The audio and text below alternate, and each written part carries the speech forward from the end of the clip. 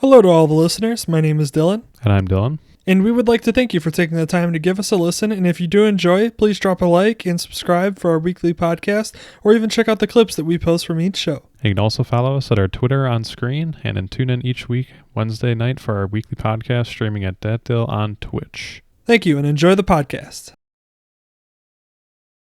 Tell me all about this man. Yes, the man of the hour, the champion. Listen, this was actually welcome to the podcast for everybody joining us, um, as well as over on our YouTube channel. We're gonna start here because this is the big news of the weekend, obviously, or at least the past week, which is Hideki Matsuyama winning the Masters at Augusta, and it is the first Japanese player to ever win a major, let alone the Masters. So it's a huge deal for them. Japan is a country that's really, really starting to gain a lot of popularity around golf. I actually watching the Masters. Something you'll notice is that literally at the end of every single day, the Hideki was there all 4 days, as well as like during the tournament. You could just see like all of the Japanese like media coverage was like crazy and wild. Like they were interviewing him at the end of every single round. Like he didn't really make his strides until the third round. So the first, the first round or two was kind of, he just kind of was in his groove doing his thing. Um, the first round was pretty bad for everybody. It was terrible. And the funny part is, and I think I sent you a graphic that I had from ESPN about the first round of the Masters because it's wild already. But so if you want to go ahead and pull that up while I start talking about it. But yeah, it's just it was wild to see because last year's Masters, which was in November, and it was kind of a weird one again with COVID and everything like that. Uh, yeah, right here. So last year's Masters, a lot of people thought was just very easy, and that kind of goes with the previous one as well. They thought it was just a lot easier. Like it was just a lot easier to play the greens. There wasn't really any like crazy demanding holes. As far as the just the kind of approaches, things where you have like lakes or ponds or something like that next to holes where it's very difficult if it's downhill slant. Like I know one of the holes at Augusta had a harsh downhill that led right into a pond. So if you overshot it a little bit or put a little too much on it, you could just roll right off into the pond and then for a hazard. And that's kind of how all of Augusta was played. So it was kind of interesting to see because again, you see right here, I mean, a combined score of plus 220. That's how bad it was. That's how hard it was for everybody. Like nobody was doing well. The only person that I saw that was actually really performing well at the Masters was Justin Rose. His first two rounds of the Masters was spectacular. He went on a run, I think, in the second round where the first 8 holes, I think he was like 4 over, and then the last 10 holes he went I think it was 12 under. So he went on like these hot streaks that normally you would see out of a person who's probably going to win the Masters or win a major just in general. Usually you see those kind of streaks where like all of a sudden they get hot, and those are the kind of streaks that they can, like, they don't have to play as well the next couple of rounds because they can kind of ride that hotness that they had from the first two. And he had that, and so it was one of those where I honestly thought, watching the first 2 rounds, that he was probably going to end up being the winner at the end of it, or at least in the mix as far as being like second or third place. But man, did he drop off a cliff in the third round and fourth round because he just was not even near the top three, if I remember correctly, by the time it was over. And but the first 2 rounds were just spectacular. I mean, I have some notes here on it, of course. I will say though that Hideki, like, if you had to sum up the way he won or why he won, it was really his incredible approaches as well as his short game. You watched multiple times where guys would get stuck. There was a lot of woods. There was a woods area on a specific hole. I can't remember exactly which hole it was, but where a lot of guys were overshooting their drives, and it was leading them to be kind of in the wooded area. And you saw, like, it was funny because I actually watched, like, you saw a couple guys hit the wooded area and their ball just bounced hardcore into the wooded area and it was bad. And then it was funny because Hideki's hit a tree in the wooded area and then hit like another tree and then bounced onto the rough, like out of the wooded area. And it was like, okay, this is like, Calculated. yeah, it was like, this is getting a little like magical feeling where everybody was ended up in the woods ended up in the woods, and he somehow makes it out onto the rough for a much easier approach shot. So it was just one of those where he was kind of getting some lucky shots like that, where you're just like, oh man, this is getting real. It's got a real feeling to it, like he's gonna win this whole thing. And then he really just killed it with his short game and putting. His round 3 was incredible. If you go watch his round 3, he could not miss for putts. A lot of them were layups though, and that again plays to his short game that he had Layups basically applies the in whole golf too? Oh, I didn't know that. what I didn't know you could also use layups in golf as well. Interesting. I layups. was also Yep. looking up the stroke of luck to see if that was the origin from it, but it's not. No, but layups meaning that like you're within a couple feet of the hole, so it's a much easier shot than if you had to make like a 10 yards away Yeah. shot or something like that. So he was just creating a lot of layups with his short game, and it was really his approaches onto the green. He played them perfectly. There was like that one that I discussed earlier where there was a sharp decline that led right into a pond, and you saw a couple guys overshoot it and end up right into that pond. He shot it perfectly, and it just rolled straight down and was within 2 yards of the hole. So he just had some crazy like accurate shots, and he played consistent the whole time. He wavered a little bit every now and then. He had a little bit of struggles, which it's Augusta. It's difficult. That's what Augusta's known for is not being the easiest for people to play. I mean, if you look at the Masters from I think last year, the Masters winner was negative 21 or 21 under or something like that, or 22 under, and I'm pretty sure that he won it at 11 under, and that was like the highest I think that they were at some point. So you could see the difference there and just the difficulty of this course. But really, it's the greens that are the difficult part of the course. So with his short game being allowing him to get those layups and be so close to the hole on a lot of those shots, really played into him being able to stay at the top consistently in those third and fourth rounds. Now, like I said, his first and 2 rounds weren't spectacular. Justin Rose is really the only person that actually excelled those first 2 rounds. The first round especially, it hit everybody hard. I mean, if you listen to interviews of all the golfers after that first round, literally everybody was like, man, it's like I'm out here facing like Thanos with his freaking glove. Like it's like that's what the courts felt like for a lot of players. And it's the sheer difficulty of Augusta, but also the greens were really tight, which basically just means that the ball rolls a lot and a lot more than you'd think. If you get like a softer green, or even like it rained not too long ago and the ground's still a little wet, you get a lot softer greens where you get a lot of recovery on shots that maybe went a little too far. They stop rolling shorter than maybe they would. Instead, on this course, the greens were really tight. The weather was nice, at least for the first couple rounds. And so a lot of guys were having struggles getting onto the green and keeping it within a decent range of the hole to not have to two putt it. So it was like I said, he stayed consistent. His first round wasn't too bad. Of course, like I said, everybody struggled. It's kind of the adjustment of getting adjusted to the course. And then his second round, I think he finished 4 under, so he was right there, kind of in the mix of like the top, 15. And then really, like I said, the third round's where he took off and just lit it up and was hitting everything, couldn't miss. And again, it was really just attributed to his short game and putting that really helped him out. He was hitting putts more consistently than everybody else and was getting shorter putts more consistently than everybody else, which again helped. And that led into the fourth round where he started off a little rocky. I think his first 6 holes weren't spectacular.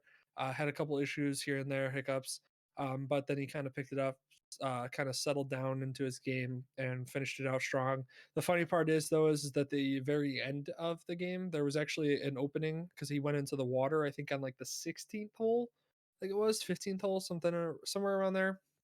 And he actually went in the water, so there was kind of an opportunity for the second and third place guys to kind of sneak up in there, but then they had bad holes as well. So then it was one of those where like he could have choked it, and it could have been one of those where it could have created a much closer ending, but he ended up finishing it strong in the last 2 holes, and his competition unfortunately also had some slip ups towards the end too that kind of made it apparent that he was basically going to walk away with the trophy.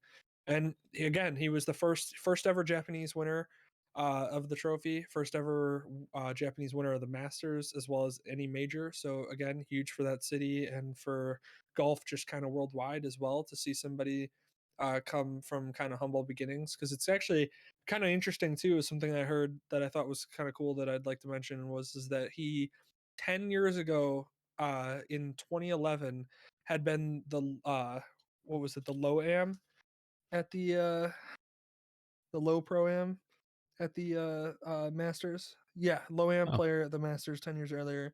And it's funny because Rory going into round four actually had the same exact lead that he had, which was he had a 4-shot lead going into the fourth round or the final round of the Masters. Same with Hideki this year. And that's when Rory kind of had a massive collapse and couldn't hit anything, and just it's been what plagued his success going forward in the Masters. And but yeah, so it didn't happen here with Hideki. He was able to finish it out, but it was kind of funny that literally 10 years ago he was the low end player, kind of just starting to become professional, and then all of a sudden is able to make this jump 10 years later to where he's the first Masters winner of Japanese descent. So is he it's a younger guy, or like 10 years he's ago he was? no, yeah, he's 29 years old. So 10 years ago he was 19. Like that's Oh, what I wow. mean. Okay. He was just starting out. So super young player still. So he's still got a ton of time to make a lot of noise, and he's been playing consistently. I noticed him at least last year. I started seeing him pop up in a lot of leaderboards, and so I, it was kind of one of those where he's been in the top 15 golfers probably as far as going into this Masters. So it's not a massive surprise, but a lot of people didn't expect him to win it going into it. That's why his odds weren't as high as some of the other players like John Hamm, who didn't do so hot. But yeah, he definitely ended up just playing the strongest short game and putting out of everybody basically the whole tournament, and that's what led him to a victory, because Augusta again is a very unforgiving course as far as the approaches and then putting. And so if you can get a little bit of a hot streak, you can really make a lot of noise. And that's why we thought Justin Rose was going to end up taking it away after day two, but then he kind of faltered in day three and then just kind of continued to in day four. And that's unfortunately that's Augusta. That's what happens. So, but yeah, it was a cool. It was fun. It's obviously the Masters every year is always interesting. Felt weird to not have Tiger there, obviously, with the whole car accident and everything, and him recovering from that. It's kind of sad. I do want to point out though, by the way, that I was also watching highlights of it, kind of refreshing my mind and everything that happened. And there was a guy over at CBS Sports named Doug Bell, who after day three, and I just want to mention his name because it was hilarious. After day three, they were talking about like who could win it, and there was like four of them talking, and it got to Doug Bell, and Doug Bell was like, Hideki is going to win it tomorrow. He's going to become the first Japanese player to win it. Congratulations to Hideki. He's going to love it. He's going to have a great day tomorrow. And everybody was like, I don't think it's that straightforward right now. He's like, I think that there's a lot of other great competition that could pull away with this. And this guy was just like, nope, he's winning it tomorrow. And I was like, you know what? That guy was right. That guy should be on CBS Sports the next day being like, listen, do you remember yesterday? He put some money down, I think, Mm-hmm. speaking into Had to have. existence. Had to have with the confidence that he had. It was incredible. Yeah. But yeah, so it's always fun watching. I enjoy golf. I enjoy playing. I look forward to actually maybe getting out there this year. Last year with my knee and COVID and everything like that, I obviously wasn't able to do that, but I do look forward to it this year, hopefully. It's definitely fun to watch too when you actually get into it and you actually know kind of the ins and outs. And if you've played golf, you understand too how difficult it is. So when you're watching these guys hit these shots, just like absurd. They're one of my favorite putts that Hideki did during the entire tournament. There was one where there was such a decline and like a sharp decline on the hole that he actually putted. Probably it was almost like it was probably like 140 degrees away from the hole. Like he was almost facing opposite of the hole, like away from it. And he putted like into a hill, and the ball like went forward and then just rode the hill all the way down and then ended up like a foot or two away from the hole. And it was just hilarious because I'm like, what a freaking, like that just shows you how bad, like how hard it is to like make any putts at Augusta is because the simple fact that a man almost had to hit it backwards to get it to the hole is just ridiculous. I mean, that just is just a great summation of how hard it is to putt at Augusta. Yeah. Interesting. Do you So know how like how close it was that he ended up winning? So I think it was only a couple strokes, if I remember correctly. And actually, there was a really young kid, which I want to highlight actually as one of our next like golfers that we'll highlight. Is this kid Zalatoris? There's this kid Zalatoris who like was actually he was finished second place.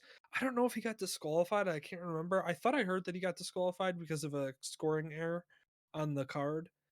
Which that's why they call it a gentleman's sport, which you can argue the ins and outs of that. But the reason why they call it a gentleman's sport is because things like that, like you're supposed to keep your own score and everything. So the him reporting, whether it was on accident or on purpose, I'm assuming it's been an accident, but I think he reported it wrong, and I think he was the one that got disqualified. I could be wrong, could have been a different golfer, but anyways, he's a young Really? kid, young American kid who I definitely want to highlight in the future because he's been making a lot of noise, and how confident he played as the second place finisher at the Masters. Like he looked like a seasoned veteran that you'd expect like a classic Phil Mickelson or like Tiger to play, and he actually like he was. You look at this kid, and I don't know what his exact age is. I should have looked it up, but he looks like he could be at least 14.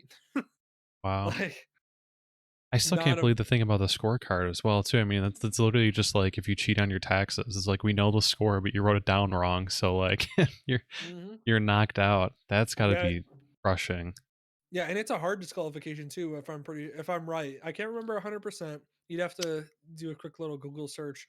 Maybe you could look up golfer disqualified at finals or Masters. I mean, um, but yeah, I can't remember if it was him. But yeah, it's if you do get disqualified, it's like a hard disqualification where it's like you just get like a DQ next to your name, and you don't get like any of. I don't think you get any of the purse as far as like winning, which like obviously coming Yeah. in second place at the Masters is huge. Right. So uh, yeah, it's just that it kind of sucks. It really does suck. I mean, granted, if it was this kid that did it, the way he played at the Masters tells me that he's going to be there for a while and won't go away. So, I'm sure he'll have plenty of opportunities to win in the future and win money in the future. So, not that worried about him, but it just kind of sucks because when you're as young as he is, trying to get your name out there and get people to recognize it. I mean, I didn't know who he was until this major. So, being able to actually see him out there and performing as well as he did in under the pressure, if it was him, that is unfortunate. So, were you able to find anything?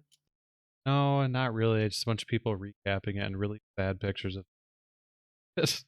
I mean, That's can you see how young he is though? Like he yeah. is a literal child. Like I doubt it.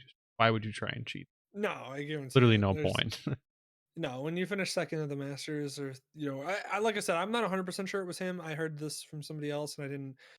This is me being dumb and not actually just confirming it my own way. But yeah, it was crushing for that to happen. Like it's very unfortunate and everything, especially with like trying to get popularity. But yeah, so yeah, so that's kind of what I had on the Masters. Did you watch the whole thing yourself or look I into it didn't a little watch the bit? whole thing because it's I just don't have to. Oh, it was Matthew Wolf.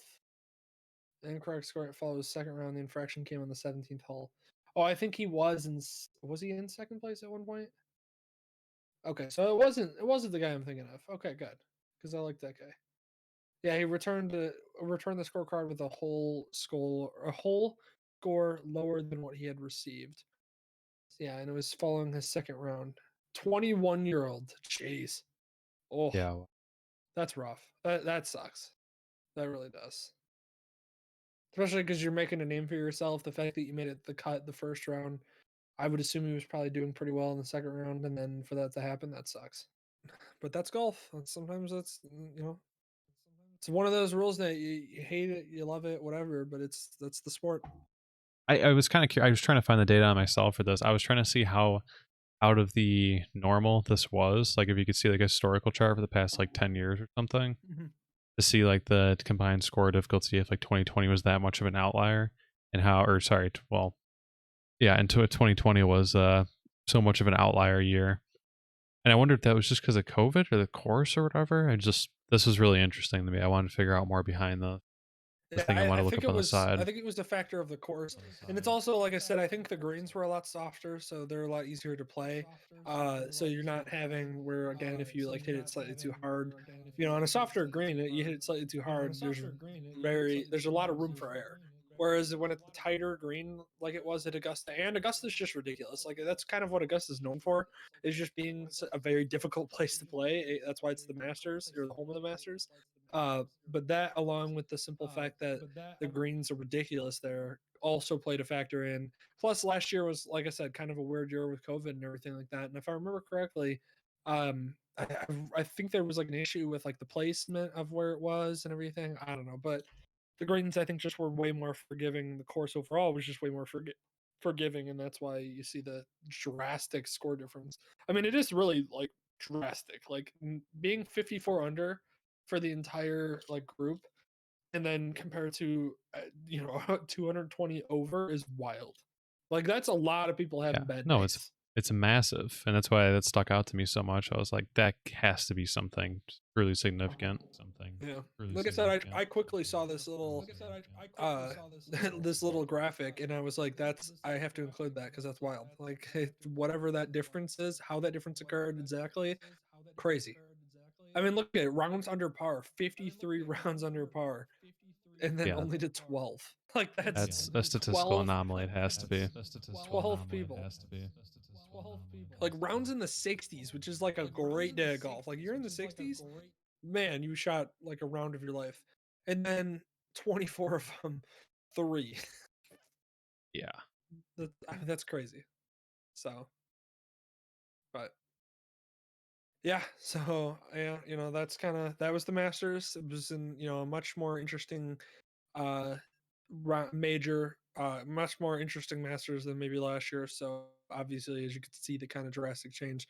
So, congrats to Hideki, and I guarantee that you'll be seeing him a lot more once you get that Masters and you're finally on, you're on everybody's radar. He'll start becoming a really popular golfer, especially being the first Japanese born player to win one. As well as any major, that automatically gains you a kind of esteem. But then to win the Masters and get your green jacket, I mean, that's it's really opens up his career a lot for the future. And being only 29 years old, he's got plenty of career left. Yeah, that's what's kind of cool about. That's what's nice about it, is that like literally you could hit your prime of golf like in your 40s or 50s, like it doesn't matter. So the fact that you're 29 and already have a master's like check marked off your list of accomplishments is wild and bodes well for your future. Yeah.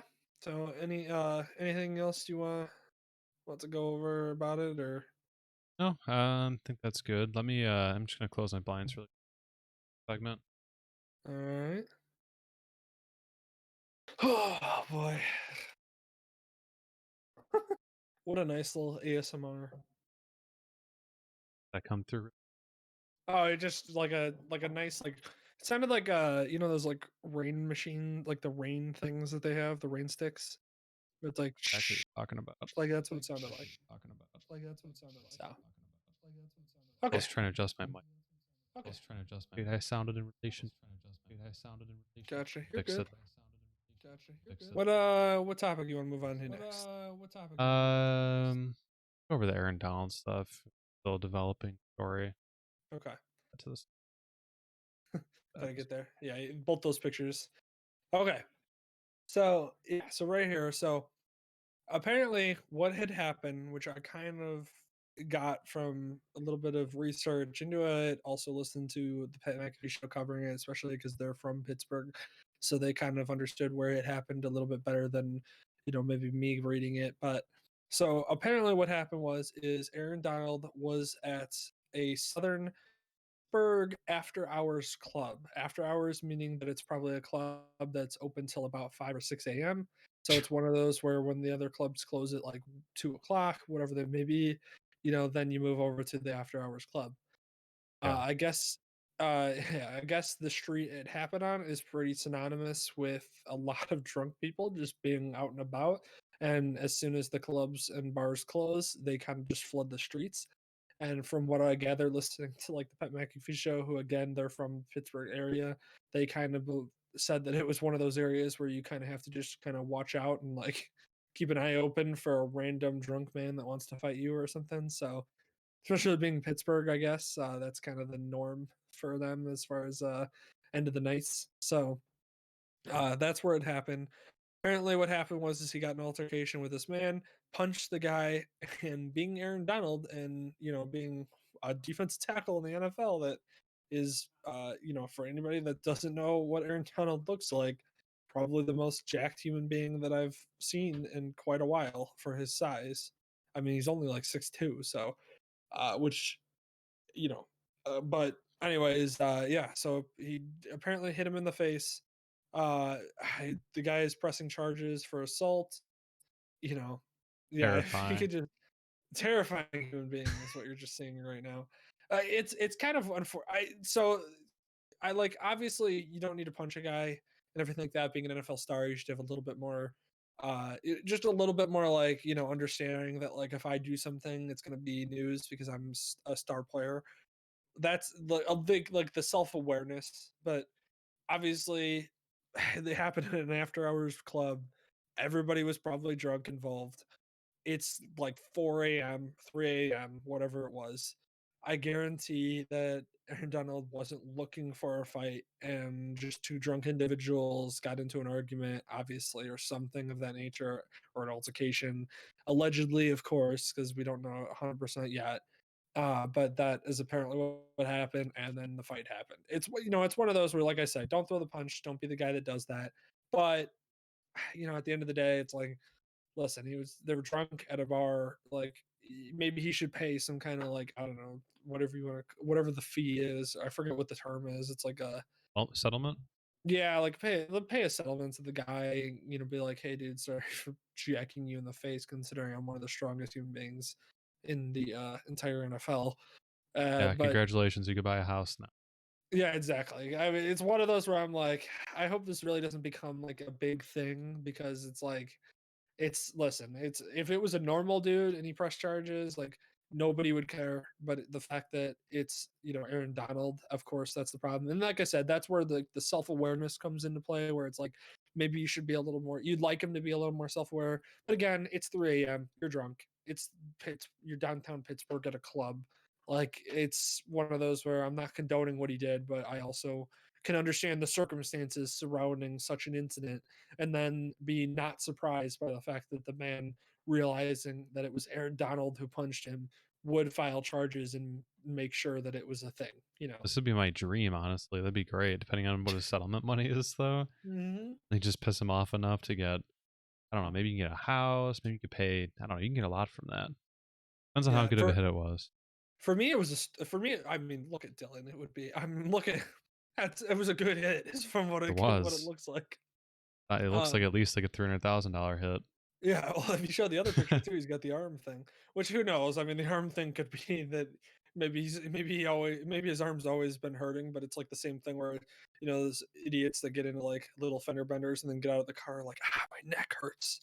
Yeah. Like that's that kind of thing. That maybe that's what's happening. Again, we're all speaking allegedly and not with any confirmation whatsoever. We don't know this, but we're just speculating on maybe how this could have gone down, considering again it happened at 3 a.m. at a club downtown Pittsburgh, Yeah. so or southern Pittsburgh. So you know, it, again, not surprised that an altercation like that could happen. Again, you definitely want him to use a little bit more self awareness, but I'm just saying I understand a little bit. Yeah, his So arm too, apparently. I think he got like a broken arm on top of all 13 mhm. stitches in his eye. Like, it was a hell of a little fight or scuffle or whatever they got into. By the Crazy. by the way, just read that tweet is incredible. Says he bumped into Aaron Donald, started a fight after bumping into Aaron Donald at the Boom Boom Room after hours on the South Side at 3 a.m. And I saw that, and apparently, like, every city has a boom boom. Didn't know I that. do they? I didn't know that. That's what I read in the comments, I think, when it was posted. And, like, I guess it's, I don't know. I had never really heard of it for it, but it's a thing. Apparently, most towns are gonna have them. Listen, you go to the boom boom room. Don't be surprised if you catch a boom. Yeah, he can't really say that one. Either. Trying to look this up. I'm trying to look it up to see if it's like a super popular thing, but basically like a placement for some other place. I mean, like these kind of undertown places that shit like this happens at. So Yeah. Well, I mean, like I said, it's an after hours take a club. Like oof. it's literally a club that understands, like, listen, we all know you're coming in here hammered out of your mind, considering it's 3 a.m. and you haven't considered going home.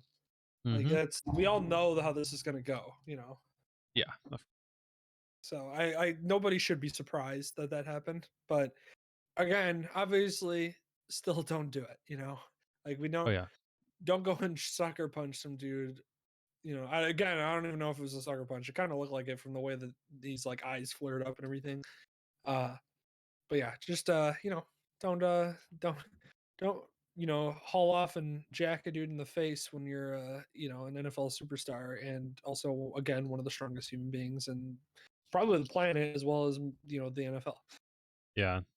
I'd be happy that this is what he ended up getting away with. I mean, wow, it looks terrible, but man, that yeah, he could really kill someone if he wanted to.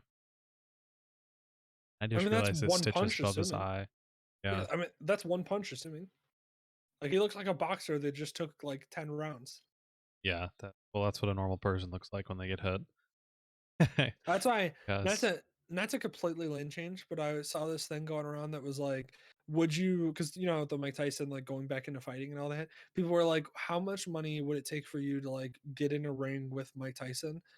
And I said I was like, listen, if I got offered like $10 million to go fight Mike Tyson, and I had the assurance, like the way you'd have to fight, the way you'd have to go into it is like, okay, I know I'm getting knocked out the first punch. Like the moment it connects, I out cold, you know. So it's just I have to plan for that. So now that I know that is the case and I'm planning for that, it's one of those where like do I maybe like try to throw the first punch but then like kind of roll into his second, like his comeback punch? Because I think if you take one just straight up from him, like it's just a straight up, like you can't, it can't be an uppercut, that's for sure. Like you at all possibility you protect for the uppercut, because if he uppercuts me, it's not only is it lights out, but I'm hoping that I'm able to like see lights again after that. So Yeah. yeah. Oh wow. Okay. White Sox have a perfect game going in the no hitter. Okay. Monitor that. We I'm will. pulling that up on the side. I was just say pull that up on the side. We will monitor that. Anyways, yeah. So that was always my thing. Is like how much money would it take, and like do I have the assurance that I'm not going to die Yeah, or from it? if I do have like yeah, okay, the insurance I'm not gonna die is great. Otherwise, go in there with insurance first, Mm-hmm. just in case. Like how much shit is going to get messed up? Like is it going to be? That's why I think what you should do is you should, if you're going to go into that kind of fight, you should go high, because then if you go high, he's got to go low, and if he hits you in like the stomach area, you might be able to walk away with just like not being able to shit right for the next like 2 weeks. Like, that might be where you're at. Some permanent stomach damage. Yeah, like you don't want like chest bad because that's broken ribs. You probably puncture a lung. It's not gonna end well for me. But like Yeah, if I get hit in the stomach, like you know, maybe I can recover, and you take a fall immediately. like the chest and the shoulders, and just aim for the best with that. Man, what channel do the Sox play on? I don't know. This is, you know what I'm grateful for being a Cubs fan is that the Cubs are on the marquee, and I can just pull that up on an app and watch it, which is amazing. Carlos Rodon. Wait, what is it? What? I don't know. You have to look it up. That is pretty wild. Just look up on ESPN. Just pull up like an ESPN feed. I ain't looking at numbers. I want to see the Oh my game, god, Dylan. see the actual. Well, it's 8-0, which is pretty solid. Is it a no hitter perfect game? Oh, what a lame way. Okay, so perfect game's over because that was 22 seconds ago. It says no. Really? Hit by pitch. That's what ended the perfect game. People posting Good. Robert Perez is the softest player in the league. Somebody put, ugh, what a lame way to end a perfect game. Yeah, the perfect game got ended because of a hit pitch or hit by pitch. Come on, But he just as we started to look at. still has a no hitter going on though. So that's still cool. Obviously, I witnessed the no hitter. That was the only. Actually, funny enough, the only no hitter that I ever witnessed was the Indians against the White Sox, and I think it was it the Indians. I think it was the Indians, and it was Francisco Liriano pitched a no hitter against the White Sox, and I didn't even realize it was a no hitter until like the eighth inning, because I was just Mhm. like you're just enjoying the game and watching, and then it was like the eighth inning hit, and I was like, oh shit, there's no hits. And then I remember because I was with my cousin, and my cousin was like, what? And I was like, dude, there are no hits for the White Sox. Like the White Sox do not have a hit in this game. Oh, And then it that's was the one like, you and don't want to then see. he ended up pitching a no hit. Dude, everybody in the stadium was rooting for it. No Sox fans alike were rooting for the no hitter Yeah. because I mean it's a no hitter. Like you don't get to experience that ever, let alone once in your life. So yeah, that's what a terrible way to end a perfect game. In the ninth inning, a freaking hit by pitch. Gosh darn it, Robert Perez, just take a dive. Don't take the hit. What a dick. Like if I'm a player for the Indians, like no joke, if there's a perfect game going on and I'm a player for the Indians, I'm not trying to break that up. Listen, I am not doing that. I'm not gonna be that guy that is like on that. You know what I'm doing? I'm looking at three strikes and I come back to the thing and my manager's pissed at me. I go, dude, perfect game. Like, I mean, come on. There's been like 20 of these in the history of the entire game of baseball. So cut me some Yeah. slack here. Hit by pitch. What a dick move. I was looking at our I think we got offered tickets for like an hour before someone else took them, but I was like seriously thinking about it. Obviously, I'd like to wait until I'm fully vaccinated, but they were like I think like decent tickets at the White Sox, and I was like that would be crazy to go. No Soon hitter. we soon Even we'd has be a able to. I'm fully vaccinated May 2nd. So, yep. Oh, you are May 2nd. yeah. That's Nice. getting mine on this Sunday and then 2 weeks post that, May 2nd. Sure. That's good. You do All that right. soon. By the way, this is probably about to happen. One and two count right now. Two outs. Man on first. Screw you, man on first. What a dick. You know what doesn't bother? You know what bothers me now? It's 2-2. You know what bothers me is in baseball. I don't understand who decided this was a thing, but when a pitcher pitches two outs in an inning, there's only three outs in an inning. So like three outs should be 0.67. Uh, and it says right now that he's pitched 8.2 innings. What? Are you seeing something I'm not? I'm like a little bit ahead of you. Oh, what happened? Did it end? No No, it hitter? didn't. No. Did he get a hit? That was my reaction as well because I immediately saw that and I was like, no, Did he get a hit? it was a foul ball. Oh. Oh. Oh. Oh. But anyways, what I was trying to finish what I was saying is he's pitched two outs and it says 8.2 innings pitched. And I hate that. I don't know why that's a baseball thing. It's annoying. Just saying. I don't. Yeah, Change why that does that come baseball. up? Why does that happen? I don't know who decided that. Some intern probably. Some intern was like, "Hey, this would be a great idea." And I'm like, "No, it's not. It's just obnoxious." Full count. Oh boy, I wonder what his pitch count is. I didn't even see it. 113. That's not terrible actually for a shutout. Usually, I would think like in the 120s, but he's actually pitched a pretty good game then. Man, be tired though. You know that. Mm-hmm. His arm Oh, he's running gonna on hurt. pure. He's running on pure adrenaline right now. Three outs, no hitter. Imagine he got Woo! that. Imagine he got his vaccine not too long ago too, and then he's also pitching like this. Got this sore arm. Dude, can you? I wouldn't even try.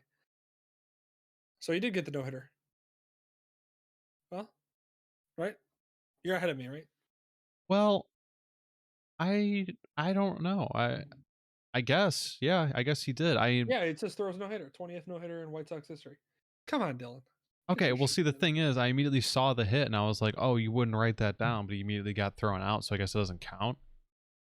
I'm Oh. not a big baseball stats person, so I didn't know the official terms on that. But, like, he Oh. hit a grounder. He did Yeah. get a hit, but No, he he was didn't get a thrown hit. out before he got on Dylan, base. Dylan, he didn't get a hit. Did Like get a hit. he didn't get on base. He did get a hit, though. It's not a no-hitter. He got a hit. No, That's a he, stats thing.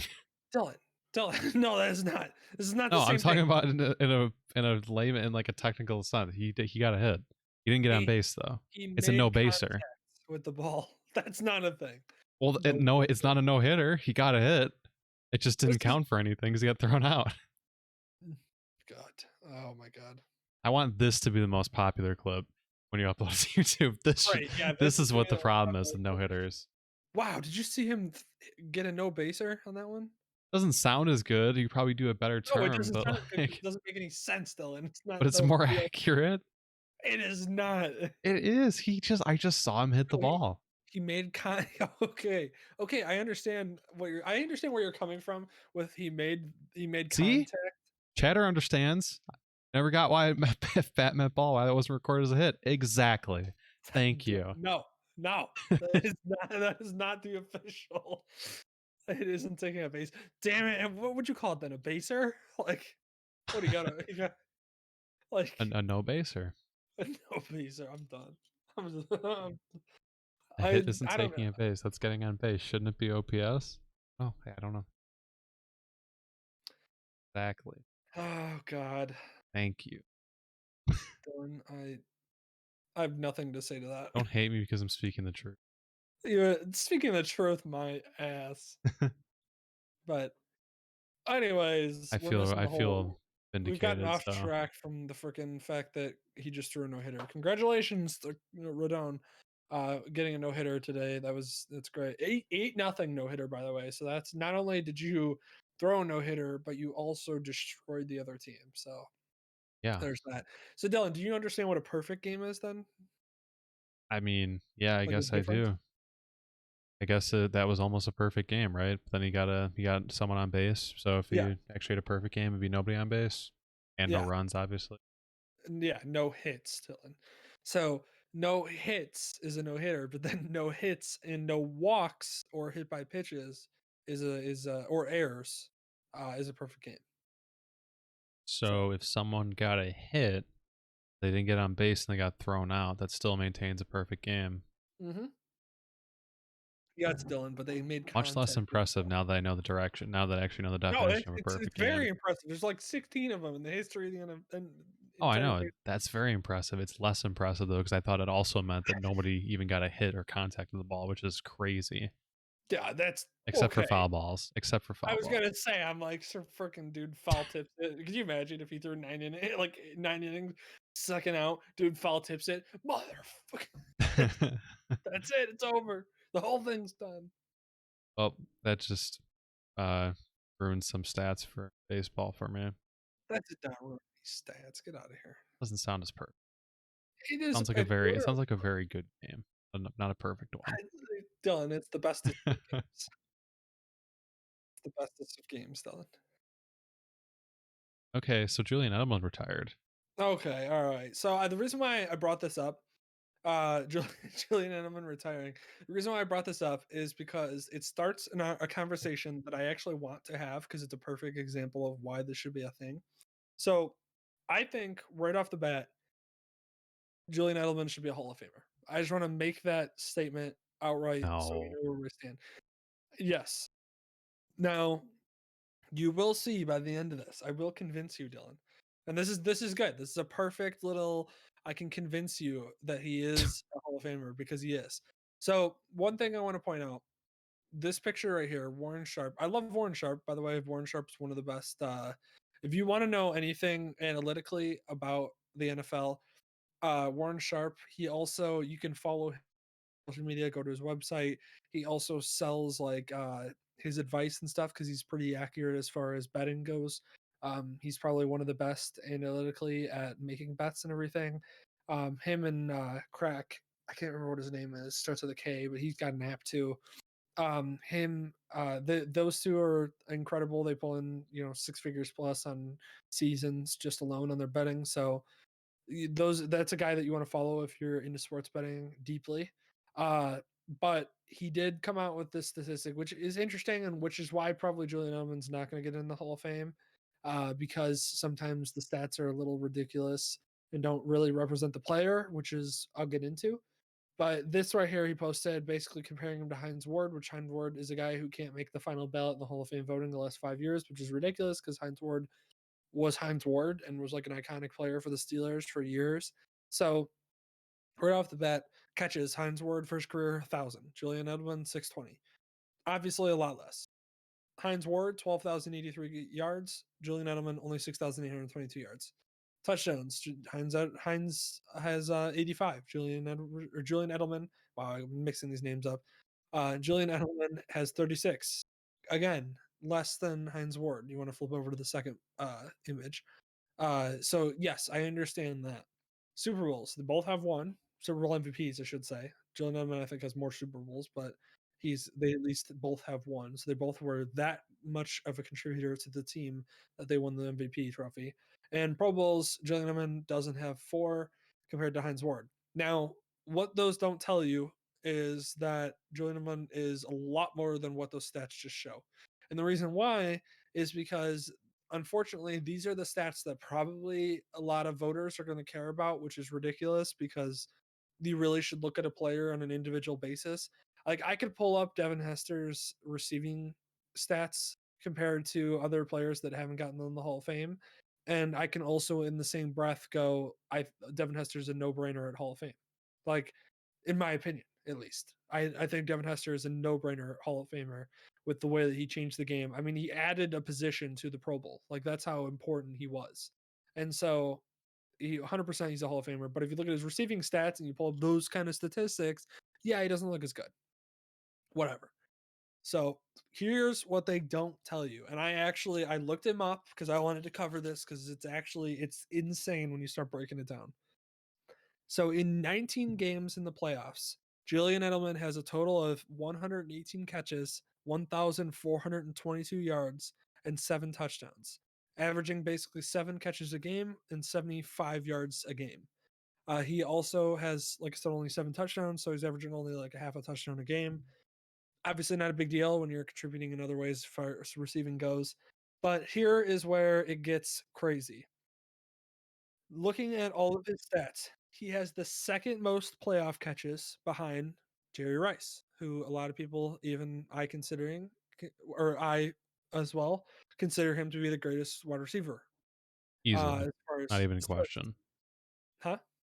Easily, not even a question. Yeah, he has all the stats and everything like that. Yeah, we can argue like obviously we can argue that like Joel, even guys like Julio Jones Us. and Calvin Johnson and Randy Moss have better bodies and everything like that, better receiving. Overall they have just a better like look to them. Like if you were gonna pick a wide receiver, I would probably start with Calvin Johnson, but I'm talking about statistics and winning and everything and consistency and all that. And Jerry Rice is the best in all of those things. So number one. So Julian Edelman's second most playoff catches behind Jerry Rice. Julian Edelman's also second most receiving yards in the playoffs behind Jerry Rice. He also has the second most 100-yard games in the playoffs behind Jerry Rice. He also is the fifth most catches in Super Bowl history. He is the fourth most receiving yards in Super Bowl history. He's only second behind Wes Welker for catches in Patriots history. He's fourth most receiving yards for the Patriots in their history, and he has the fourth most all-purpose yards for the Patriots in their history. Yeah. Yeah. That's what I'm talking about when I say Julian Edelman is a Hall of Famer. It's not just what he's done in the regular season. Regular season, the Patriots are the Patriots. They run the ball a lot. They dump it off to the running backs. They spread the ball out very well across all their wide receivers. And a lot of times too, you have guys that Julian Edelman is competing with as far as yards and these wide receivers that are, getting, obviously higher priority over him. But Julian Edelman plays in the slot too, which again, the slot typically you don't have a ton of as many yards as your number one or number two receivers. That's just how it goes. Otherwise, everybody would be a slot receiver. If that's the position that got the most yards, it's not. But he is an all-purpose player, so he did punt returns. I think he did some kick returns, catching the ball out of the Cornerback. backfield. Yeah, quarterbacking a few times here and there. He also, I believe, was an undrafted free agent that signed, and that's how he got his start in the NFL. So that's incredible too, because being a UDFA is difficult nonetheless. But being a small UDFA that was a quarterback that then has to convert to a different position is pretty incredible. And then to make all the catches that he did and make the difference that he did in all of the playoffs and Super Bowls. I mean, go back if you want to watch, go back and watch the Falcons game. Who made that catch? Who made that absurd catch? I did For rewatch that catch. That was ridiculous. Also, it's, just to note, cornerback as well as quarterback. yeah. Just in case you misheard me, because that's insane. Gotcha. Yeah. So not a wide receiver at all. So then he comes to the NFL, becomes the wide receiver, becomes a slot receiver, becomes one of the best slot receivers, and not only that, becomes one of the best receivers in the playoffs in history. I mean, that's what Yeah. we're talking about. Yeah. And like you can say all you want about where he was. Like you can say all you want about he was on the Patriots, and of course he has more yards and more catches because he played in more Super Bowls. Okay, well Jerry Rice has the same thing, but Jerry Rice is he played in 4 Super Bowls and won all 4 because they were the better team. So like you could also say that about a lot of players too. That if you looked at their stats for the 1 or 2 Super Bowls they were in and inflated them, that maybe they would contribute. But guess what? The Super Bowls that he did play in, he contributed greatly in, and that's why it's reflected in his stats. I mean, we're talking, like I said, fifth most catches in the Super Bowl for a slot receiver who's not even the primary target of the team because Gronkowski was pretty much the whole time that Edelman was there. If you look at Edelman the last 2 years, did you ever hear Edelman complain in the last 2 years? I mean, yeah, he was out a couple games here and there, but and as well as having some injury problems because he had a major leg injury that was bothering him for the last 2 years. So that plays a factor into it. But just all of it. I mean, Super Bowl MVP being a slot receiver who was a UDFA is ridiculous. I mean, we're talking, very small percentage of guys in history are Super Bowl MVPs are good enough and contribute enough to become Super Bowl MVPs. Literally only 55 of them. And one of them happened to be a UDFA that never played wide receiver. Well, didn't play wide receiver in college. It wasn't supposed to be drafted that way and then became one. Yeah. So Yeah. all I mean, that his plus story is awesome for sure. Don't debate that at all. I think that's really cool. and like I said, people will look at these, statistics. Like the Pro Bowl, for instance. Nobody I'm No one sorry, but cares about Pro Bowls. I'm sorry, but the Pro Bowl is not like players don't even care generally about the Pro Bowl. Like, yeah, it's nice to become a Pro Bowler because then you get that next to your name for the rest of your life. And for a lot of the younger guys, it means more because, if it's their first Pro Bowl, it means a lot more for them because they're getting name recognition across the league as well as into the mass media. So that's where the difference lies. But if you really want a stat that matters, go to all pros.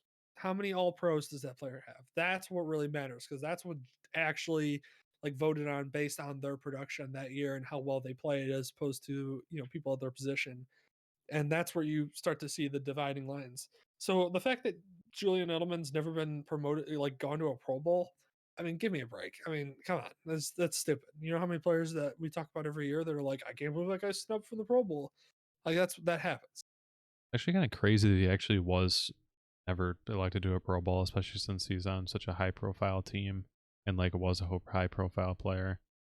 Yeah, but you got to remember too, in the Pro Bowl, they don't really have like a slot receiver position. Like it's not its own Yeah. position. Yeah. Yeah. It's just a receiver. So like when you look at his stats as a receiver goes to the rest of the entire NFL, it probably doesn't look as good. But slot receivers become such a different animal as far as position goes. That it's like that's why like pass rusher is different than outside linebacker now. Like that's why it's called an edge rusher instead of, they might play like Khalil Mack plays left outside linebacker. Well, what is he compared to other left outside linebackers? Probably not the same as far as pass coverage goes, as far as tackles go, total tackles. Like all those stats play into factors for the position, but Khalil Mack is an edge rusher and the second best edge rusher by PFT last year, which is, they file everything together as far as analytically goes. And so you can't tell me that he's not one of the best outside linebackers technically, but it's just because of the position and everything like that. So that's why like the slot receiver is a whole different animal. It's a different position than, the wide receivers on the outside. So it's one of those where it's like, of course he's not going to get in because he doesn't have the stats that those wide receiver 1 and 2s have, and mainly wide receiver 1s have everywhere. And especially when Edelman played with Brady, well, Gronk was there too. That doesn't help considering that Gronk was basically his go-to. So Yeah. and then that Patriots offense, while Edelman was there, was predicated on spreading the ball around, and that's what they did all season long was run the ball well and spread the ball around. That's why you had 3 or 4 wide receivers getting as many yards as they did, and that's why you get running backs getting the amount of yards and plays they get, and that's why you see like Danny Woodhead going to the Chargers on a good deal because it's like yeah, he contributed for the Patriots, but that's because they spread the ball around so well that everybody looks really good. So Julian Edelman's gonna unfortunately fall victim to that, where they're spreading the ball around, so he's not getting it as much as maybe another team would if he was on the roster. So that's all Interesting. I'm saying. That's all I'm saying. That's my argument for why I think he should be a Hall of Famer. Is I think Hall of Fame should really be about what is the player all around. What did they do? Like, yeah, this player didn't perform super well in the regular season, but we can also look at all those factors that I just laid out and realize that, yeah, of course he didn't play well in the regular season because that's just not the position he was set up to be in. And Like, so if that's not the case, how did he do in the playoffs? How effective was he for his team and how important was he? And that's what I think should play a factor. Go ahead. and What are you so I saying? guess the discussion that was going to be about that too is like, yeah, okay. Even if you go for the side of like, should he be in the Hall of Fame? I think we both can realistically agree he probably is not going to because of the crazy backlog that wide receivers have. Yeah, unfortunately, yeah. I mean, if Heinz Realistically, Ward, like, unfortunately, there's a lot of people out there that have votes as far as writers and stuff like that that probably shouldn't. And yeah. so the fact that they're probably going to look at a lot of statistics like this that we're looking at just on the screen right now, seeing that, Heinz Ward went to the Pro Bowl 4 times over Julian Edelman. There's no way if Heinz Ward didn't get in, being as iconic as Heinz Ward's was, with those Steelers Super Bowl teams, that Julian Edelman doesn't have any Pro Bowls or anywhere near the statistics as far as yards and catches that he does in the regular season. He's not getting in. Yeah. He should. Interesting. He would if I had he had, like he should be he should if he's not a first ballot Hall of Famer, that's fine. But he should definitely be like in maybe a down year where he's on the list. He should be a no brainer.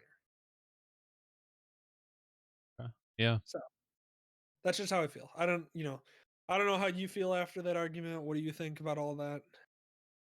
I like the same way. I still think if there was like a postseason MVP or postseason Hall of Fame for sure.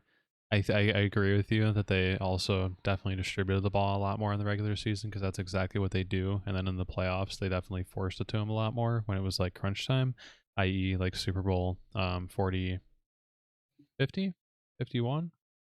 Falcons Patriots Super Bowl. Maybe it was, No, it had to be 50 because 50 wasn't 50 the one Peyton Manning won? I can't remember. Go ahead. I think he Finish your- won. I think he did win 50, so maybe it was 51. I'll look it But up. You keep talking. yeah, no, I just think that he like crunched up all those stats in the postseason and 51. 51. Okay, but yeah, I think like should he is a more interesting argument as opposed to will he, because I don't think realistically he will. But I could see what you're saying. I don't know if he has the stats overall for everything, but like in the postseason, he definitely like was a prime player every time. He was super clutch. Like don't even forget about, you didn't mention the Ravens trick play in the divisional, which Mm-hmm. was sick. That watching that game live was like, I still remember that. Not even being a fan of either team Yep. was so much fun.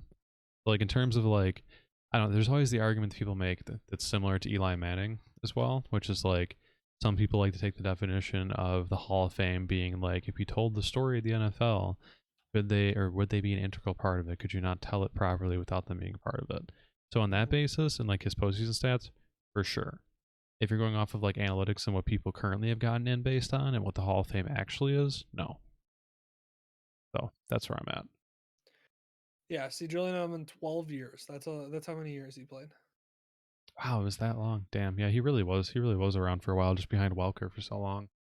Well, that's what I'm saying. Like people don't understand that like his stats are low because they were like he didn't get to play right away. He was behind Welker, and then you had Danny Amendola come over, and Danny Amendola is literally the exact same position. So like he's got to compete with. It's literally the exact same player. I think Edelman's better in my opinion. That's another argument we can have, but I think Is that? Edelman. That's not even an argument, is it? I mean, like they're I both mean, super clutch players, but overall, I'd Edelman. rather have Julian Edelman for sure. Yeah. But yeah, and then he's not only that, but he had to sit behind Wes Welker. Then Danny Amendola came over. Then he has Ron Gronkowski there the whole time. Plus, they have all those running backs too that were really good for a while. They were catching passes and stuff. I mean, White was incredible as a pass catcher out of the backfield for the last couple of years. So like I said, all that to me, in my opinion, if you're actually looking at the entire voting of a player's like, what did a player do during their career and the opportunities that they got, how like my thing when I look at a player is the opportunities that they got, how did they take those opportunities? Like how well did they Yeah. perform when given the opportunity? And that's where Edelman is like the 100% like you want to watch a player who finally got the opportunity and took it and ran with it. That's Julian Edelman. Yeah, no, I think what you're arguing is like what I was saying before of like if what the Hall of Fame should be as opposed to what it actually realistically is. And I would agree with you on that. I guess I was originally arguing from the side of like what is actually going to happen and will he get in based on all these other players? Because there's Mhm. a backlog in the way that they let people in. But like in terms of what it should be, like yeah, I agree with that. It's a very important player with what you're talking about, where they took advantage of the opportunities they got, and also that they were an integral part of Super Bowl and playoff and everything else history in terms of the NFL. I just Mhm. think it's a realistic thing that's just yeah he's not going to get in, and that kind of sucks. But that's the way the NFL Hall of Fame is, and maybe if they could reconfigure that, that's a time for another or a discussion for another day. I don't Uh, even know the entire process. Do you know it in and out? Like I know there's I just such a limited amount each year. it's yeah, it's just you have a certain amount of votes that you can give, and it's that's basically it. It's just you have a certain amount of votes you can give, so it's kind of unfortunate because if some guys, that's why you can be on the ballot multiple times. Because for instance, if Heinz Ward was on the ballot when Calvin Johnson and Larry Fitzgerald and Randy Moss are on the ballot, then you go like, okay, well, he's literally got no shot. Like, if you can only accept three receivers and those three receivers are there, and then he's Exactly. fourth, is not happening. Yes. That's where it's the issue. That's in my opinion, that's where some of the issue lies because like if you have like it just you have to include players that made such an incredible difference and have like and again he has just those like that iconic play against the Falcons, as well as just all the other moments that he came up huge I and wish missed we the could show it. That catches. I rewatching it. I It's forgot how crazy it was. it's stupid. It's so stupid. When I was obviously rooting for the Falcons because I've never Oh, rooted for the really? Patriots. I don't, anybody outside of Foxborough that roots for the Patriots is a Patriots fan. Anybody else that doesn't is Oh, come a on. When fan they of open up the any game other down team. 28-3, legitimately, the reason why I was rooting for the Patriots is because one of my roommates at U of I, not roommates, but friends at U of I, he was like a massive Patriots fan and was just crushed. And I was like, I looked at him, I was just like, imagine if they came back from this. Like, we'd be talking about it forever. And then See, and when that happened and that catch happened afterwards, literally collectively, I saw it first on film. I was like, "Oh my god, that was actually a catch!" And everyone was like, "Ah!" And they went to the live replay and then zoomed in on it, and then you could see like the when he moved it in his and hands it one more never time to touched catch the it, and everyone literally the second he was like, and then put it together, everyone's like, "Oh my god, great See, experience." See, I had the fun time of when I watched that Super Bowl, I went to the apartment of my girlfriend's sister and her roommates, one of her roommates' boyfriend, who's now soon to be husband, was a diehard live or die Falcons fan. And so just watching that Super Bowl with him, oh my god. The Super Bowl ended. When that final play happened, he didn't say a single word. just stared at the screen, disapprove, like just disappointed, like utter just defeat, and then just stood up, didn't say anything to anybody, and then just girlfriend's bedroom, and then just laid down in the bed, and was like, "That's it. I'm done. Going Right, home." I'm out. I'm gonna Yeah, head out. it was so bad, and it was such a fun night too. Like, we were drinking games, pre-gaming for it, and during the game it was wild. And of course, the first half was like a celebration with him because it was like Yeah. just drinking and like being like, the Falcons are killing it, like this is great. And then the second half was just like watching a collapse of the team is it hurts when I'm not even a fan. Like it's like it's I'm sorry, buddy. Like Oh my god. It it's was okay. entertainment-wise, it was off the charts for that Yeah, Super Bowl. That was and then so much my fun. my other roommate in college too, he wasn't my roommate at the time. He was a good friend of mine that was in my chemistry classes, Skylar. He also was a massive Falcons fan. So talking to him after, I was like, yeah, I know two people in Where are you my life finding all these that Falcons fans? weird. Like he was such a big Falcons fan that like his car had like Falcon stuff all over it. That's how much of a fan he was. And then, like I said, this my girlfriend's sister's boyfriend, making the line, is also just a massive Falcons fan. So like I said, watching the Super Bowl with that person, but I like just watching the Super Bowl in general is always fun. Like the Eagles Super Bowl when they won the Super Bowl was just amazing. Like Oh, yeah. the environment because I we had a couple people over at my apartment in college and it was just like drinking and celebration and just it was awesome. And then and also everybody at that thing was rooting for the Eagles at like my apartment, so like that was awesome. And Yeah. then I remember even going way back to when the Giants beat the Patriots for both those Super Bowls, and Eli made that throw to oh man, Kyrie. Tyree, yeah, Tyree made that catch off his freaking helmet. David Tyree, is it David Tyree? Yeah. Something Yeah, it is. made that catch up his helmet. Oh my, we were watching it live. I remember it was me and my dad, and I was super, I was young at the time, and I remember just exploding off the couch, like hugging each other, like looking at the screen, like I can't believe what I just saw. Like this is not real life.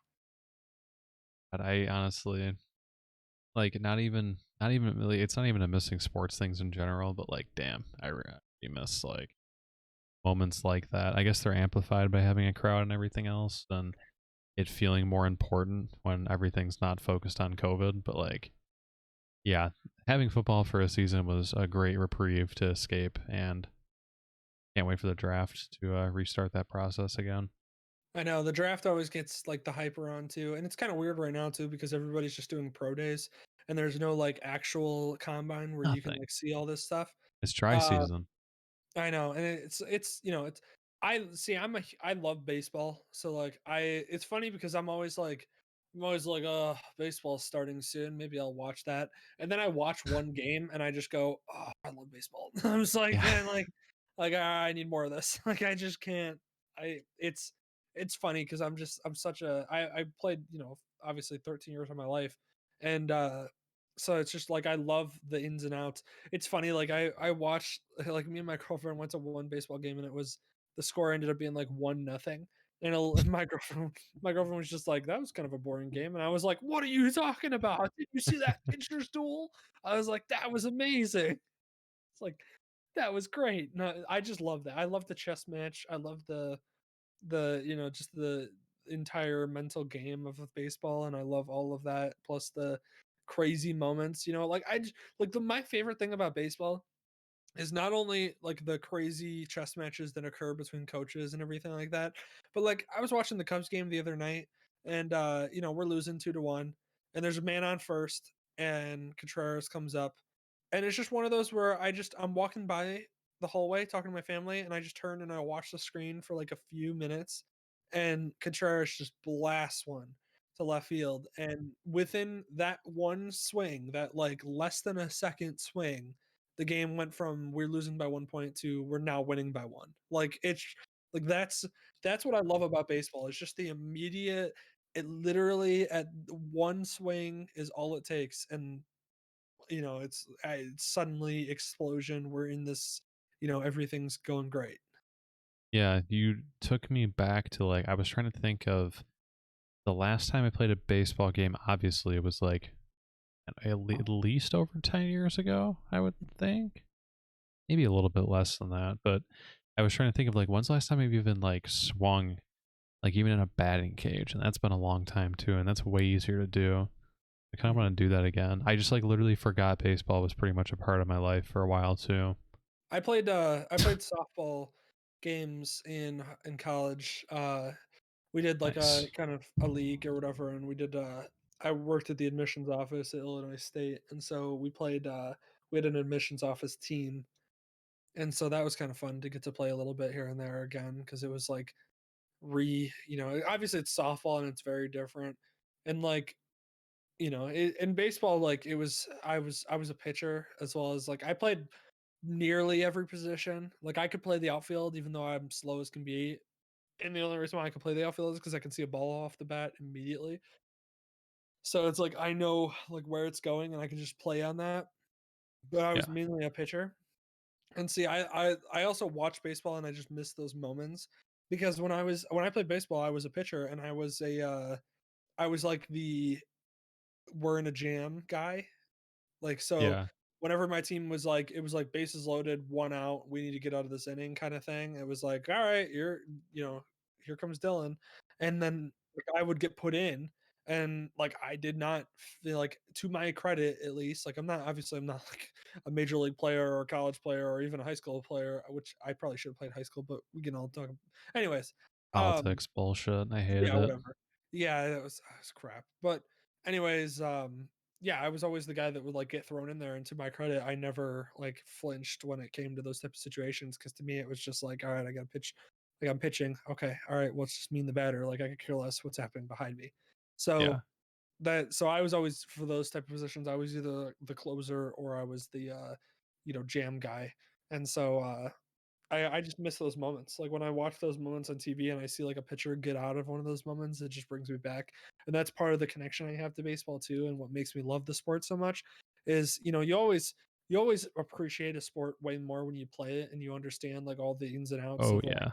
practice, the hours that are put in, the time it takes to put in to get to where they're at, as well as to like make the decision they're making or make the play they're making, I played offensive line, so I have an appreciation for the offensive line when I'm watching like the NFL and stuff, and I see like a blocker like make an incredible block. Like I actually noticed that on live TV, and I'm like, oh my god, I can't believe he just made that block. Like, do you understand how hard it was when he didn't have help to his side? Blah, blah, blah. Like, and I can go through the whole thing, but like, it's you have an appreciation when you've played the sport, and that's why I love baseball so much, and that's why I'm excited it's back. I that is just really bringing me back to like actually putting myself behind like the plate and stuff like on those specifically what I have in mind is some of those like nighttime games that were like at the local park areas and stuff. They were like around like 6 or 7, and it was like still warm in the summer, but then it was nighttime, and you still were like sandy, so you were like still had like dirt on your uniform and everything.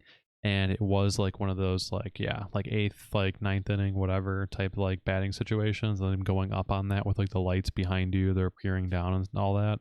Oh, mm-hmm. Just waves of nostalgia. I haven't thought about that in years at least. That's wild to think about, especially Uh, since it was just like it was so much fun, but also the time it was like so stressful because it was like, oh my god, I don't want to make a fool of myself, and I also want to win this game still. yep. I can remember the bat I have. I wonder whatever happened to that actually. It was like I an don't know. oversized one that was just like had a lot of spring off of it. A lot of spring. I basically because I mean we were on a couple teams together. I basically remember you just being like the fastest player on the team very clearly. Like it was one of What, those. what's I Yeah, like you were very clearly the fastest person on the team, and then did like running. yep, and that's why like we'd put you. I remember you being in like the outfield, and it didn't even matter where the ball was because it was just like he'll run underneath it. He'll get there eventually. Like he's fast enough, it'll be fine. I liked playing. I did like playing outfield for that purpose too. That was fun. I never liked the infield because I didn't trust myself to react fast enough. Well, The yeah, because outfield I always liked. like the outfield, there's a level of reaction time, which is like why like my reaction time was spectacular. So that's what I made up for Oh with yeah, my terrible, terrible slowness that I am. Uh, which is also why, funny enough, every year, literally every year, I don't even know if you remember this, but literally every year, I was the leading base stealer on all of our teams. I don't remember that And really. it was literally just because I had a great reaction and a great jump off the ball, and I knew, because being a pitcher, I knew when I could go, and I had, like, the most steals in all of our teams, which was a ridiculous stat for me to have considering I was as slow as I am. Like, My it God, was we kept stats that far back it was too? stupid. That's Yeah, we had funny. well, it was when we got a little bit older, that's when we were able to. Yeah. What was the oldest that we played on a team together? Do you know? I think it was, like, 11, right? 11 or 12, somewhere in that range. I definitely Okay. remember it being, like, in 6th to 8th grade range. Wow. That's I did not know that, but that's Yeah. that's a fucking awesome stat to have. It's so stupid. Like, never hit a home run in my entire life, but I did have the most steals in every team. Oh my God. Awesome. Also, Oh God. another I would fun kill. stat another fun stat, I made the I made the All-Star game of our league every single year, except for the one Oh, year where my dad didn't put me in because he was the head coach. 'cause he was what? He was Oh, the he head was the coach. coach. He didn't put me in because he was like, yeah, I was like, "Why didn't you put me in?" Because you could only put, like, up 1 person from that age group on your team. Because it was like Yeah. every team had, like, whether it was like 10, it was like 9, 10-year-olds, and then it was like 11, 12-year-olds. I made it literally every single year for whatever age I was, except for the year that my dad was the head coach, and it was because he was like, "Well, he played better than you," and I'm like, "Come on!" Like, Oh, he just oh didn't want that god. nepotism. That's It was funny. great. It was like the complete opposite of the dad favoritism. It was like, nope, I legit like did not play apparently as well as this kid. And I'm pretty sure you know who he sent over me? Oh. I'm like 99% sure it was Joel. That's So, awesome. Wow, I can't believe we all I can't believe we crossed over like that. I didn't even think about that, like even Joel being on our teams too. yeah, yeah. I remember it because he was actually really good at the time. And he was like Yeah. the and funny enough, this is also gonna shock you, he was like the hard-nosed player on our team. Oh yeah. Huh. So but yeah, fun. So, anyways, we went down this nostalgia trip about baseball, but I really wanted to just mention the couple headlines of baseball wise that I saw. So, obviously, you caught us, anybody watching, reacting live to the White Sox actually getting a no hitter just now, which was great. So, that's awesome. Good for them. It How do was we fill this? Rodon that made that one. But a couple things too. So I'll talk about the Cubs a little bit. So because I'm a huge Cubs fan, uh, it's unbelievable, like very Cubs way to just start the season. Not only did we go 3-1 to start it, but then I think we lost 5 of our next 6, being very Cubs the way that we lost to, being that, like, our relievers just failed terribly. And then on top of it, we would just lose games in like the most ridiculous way because as Cubs fans, we always just play down to our competition no matter what. Like we can never like we'll always play super well against good teams, but then when we play a bad team like the Pirates, it's like we can't lift a bat. Like we're just terrible. And so there's that. And I do want you to look up a certain player on the Cubs because I am amazed at this player. Just look up Chafin, Cubs player. I guarantee PH. Afin. I guarantee it'll pop out because this guy is freaking no Chafin. Oh, Chafin. Cubs. No. In. Oh, Ian. Yeah. Whatever. It's close Alright, enough. you're I close. don't spell. Jesus, Dylan, that was painful to watch. I don't No, spell. don't look at that. Look up the pictures. Look up there it is. Look up the picture in the top right. This. This is the myth, the legend. Andrew Wow. Chafin. It's incredible. Look at this. Look at this human being. Look at his mustache. And He normally looks like this? Oh wow. yeah, he decided to grow his hair out this year for the Cubs, and so it just even looks better. He's always had this mustache that gives you very much like he's definitely a fireman from like He definitely was a fireman that was at 9/11. That's 100% like what his look is. Uh, But then he gets the scraggly hair going, and it just now he looks like a 70s, 80s porn star. Oh my god, I'm dead. I can't. I can't. That's a baseball player, Dylan. That's a It's player that funny. makes millions of dollars to play a sport, an It's, athletic sport. I mean, have you ever seen the Eli picture? Oh god, I love Eli Manning. Eli Manning is like, is it Eli Manning, right? Yeah, Oh my god, such dad bod. Incredible, incredible dad. That is a human being, Dylan, that beat Tom Brady in the Super Bowl twice. I know. It's That is amazing. incredible. That's a man who's made throws that will be forever echoed in the history of the Super Bowl. I love the freaking aesthetic painting. That actually looks cool. Like the painting looks legit. Dude, his arm looks messed up though. Oh my god, his Yeah, arm looks weird in the picture too. Now that I look at it, I was gonna say it's a little weird. got baby arm going He on. absolutely stopped working out the moment he didn't have to play football anymore. Oh, dude, he. This was like this is years ago. This is what he looked like when he played football. Oh, that's also not surprising if that's Yeah. true. When? Damn. When is this picture from? That's God, not. That's not accurate. I know it's older than that. 2017. I Yeah. love Eli That's. Manning. Good old Eli. Look at the person he's standing next to. Who's that? But the whole Manning family though has that kind of like dad bod number one body looking. Yeah. Like all of Like them they. do. They just like kind of. They just kind of like waltz their way into being like NFL quarterbacks and filthy rich. Well, not. I mean, granted, you're talking about quarterbacks that won collectively 4 Super Bowls, so Mm-hmm. we're not Oh yeah. we're not talking about just amongst the sons. Yeah. So we're not even talking about the Hall of Fame dad. So He just doesn't look like he's trying here. That's all. You know he I mean, is, but this doesn't he's reflect just it. Eli. Yeah. He's just doing him. But all right. Anyways, again, we got sidetracked. I just wanted you to look this man up because he's just incredible, and just the simple fact that that is an athlete that makes millions of dollars is amazing. Another reason to love baseball, just right there. Yep. You can get away with this So, as long as you're good. all right. Last but not least, right here, yeah, the headline that I want to go through is that Alex Rodriguez purchased the Minnesota Timberwolves.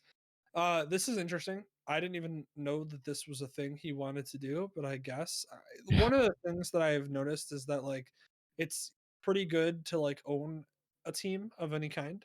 It's just like one of the fun aspects, I guess, of being a retired player that has a ton of money. And considering Alex Rodriguez, if I remember correctly, is the first person to make over 300 million in his uh, baseball career, is like pretty crazy. And then he also apparently has billionaire friends, which is not surprising in the least. So Yeah. yeah, so just another kind of one of those headlines that I saw, and I was like, I'm sorry, what? Like he did what now? Purchased it for $90 million. Yeah, that's the guy that purchased it initially. What did he sell it for? Oh my god. Dude, that is a big brain investment. That's Oh, absolutely wild. dude, if you could, if you want to go back in time, if you had a bunch of money, go back in time to like the 80s and 70s and buy an NBA franchise. Holy crap. It's like literally any teams just like seem to only appreciate in value. Wow. Mhm.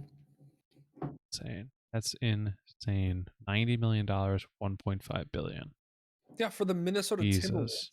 Yeah, for a team that like barely anybody cares about. Wow. Yeah, like we're not talking about like one of the upper echelon, like they're buying the Knicks or buying the Bulls or buying the Lakers or the Celtics or the Clippers or literally anybody that was not the Timberwolves who had the first overall pick this year and previously because they're terrible. Like Yeah. amazing. The NBA is like if anybody wants to study like how a market can grow. I mean, granted, being gifted Michael Jordan probably helps, but anybody that wants to study like how an organization just or how a company such as the NBA just spreads to everything that it has as far as pop culture and as far as like worldwide, it is insane what they've been able to do there. Yeah, I mean, again, still they have so much more room to grow, but like they really need to need to step up and make like different streaming services and everything super available for people if they want to keep up the same kind of growth Hmm. and continue that expansion and everything. I don't know. They got things to clean up, but they absolutely had a massive explosion. Yeah, you're right. Well, and like I said, it was kind of sparked by Michael Jordan. Obviously, obviously having Michael Jordan in your sport plays a big factor into how successful you'll be. Um, but yeah, the fact that they were able to take their sport just worldwide as well as they did, as well as be able to spread it across the country, and and see they did genius things too. The NBA where they paired with like culture, like pop culture team like things and companies like like one of my biggest things I remember is the Sprite commercials and like all the Sprite the dunk contest sponsored by Sprite like that. Sprite's like kind of a pop culture, like obviously like Coke and Pepsi and everything like that, but Sprite's one of those like pop culture things that like that's genius to pair with them. And they just do that, like they pair with companies that are like cutting edge. Their players are making rap albums, their players are you know on social media active all the time, they post highlights of everything, which always helps too. Which, So and speaking of that, have you learned about the wonderful scam of Top Shot with the NBA? I couldn't believe this is a real thing. no, I did I not can go into this a little bit because I only read about it briefly, but I get the gist of it. oh okay, this is actually great, so because we can actually talk about um yes, so we can talk about this. Okay, because this is great. So I can actually tell you about NFTs because I learned about them and they're wild. And Yes. I actually do like NFTs. The idea. Okay. So do you know how much Maybe do you know about maybe you can explain it to me further. But from what I saw initially, I was like, "Damn, I would love to make money off of this." it? Okay. So the way that NFTs work, and this is the way that I understand it doing some research here and there. The way that they work is essentially, and this is not just talking to the NBA, this is talking just in general about what NFTs are. So NFTs are essentially pieces of original content, and essentially you can consider an NFT like a certificate of authenticity. Like basically, like say you take a picture at a concert or a baseball game, or you catch a picture of a dunk, that was incredible. You can post that picture to online, and you can create an NFT for it, which is basically a certificate of authentication, and it is essentially a code that will be attached to that image forever, which is backed up on the blockchain, which is where all of the Bitcoin, all that is backed up on. Yeah. And essentially what it allows people to do is if you take that picture, you have the original, you have that NFT attached to it. What that means is if I take that picture and I copy and paste it somewhere, I do not have the NFT for it. So somebody can easily tell that. You can easily look at it and be like, "Oh, that's not your picture. Like you copied that, it's not yours." So Sure. what it allows you to do is, and this is what the NBA has capitalized on and what card companies have capitalized on, is you can own the NFT for an incredible play. So for instance, we're watching this Zion Williamson block. You could own this NFT for this block, which basically means that that video that shows that block, you have the original authenticated, this is the original post for it. So any copies made is fake, obviously, or a copy. Now what you can do with that is, say you're a digital artist, because there was actually one digital artist that I'll talk about, I don't remember what their name is, but I do remember hearing about the headline of it.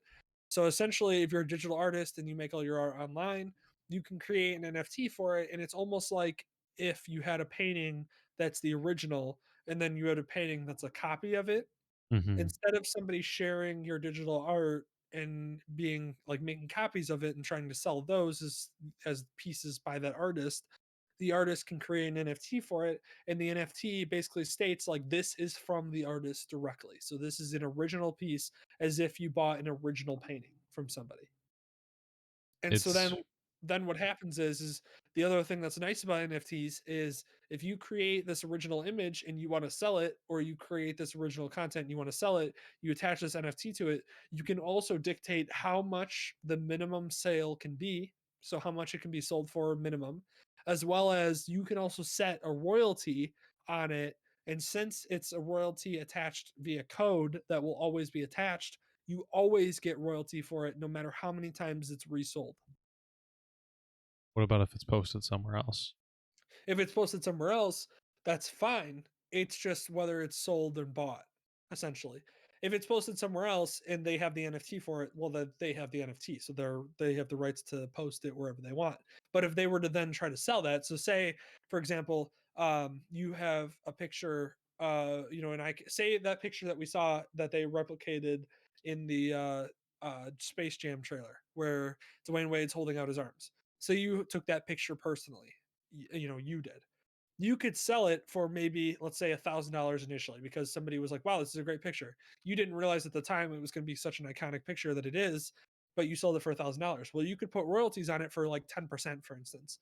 So that means that if that picture for some reason blew up and that person that you sold it for $1,000 sells it for $1 million, to a company, well, you're getting 10% of that, even though Hmm. you missed the fact that it was blowing up before it did.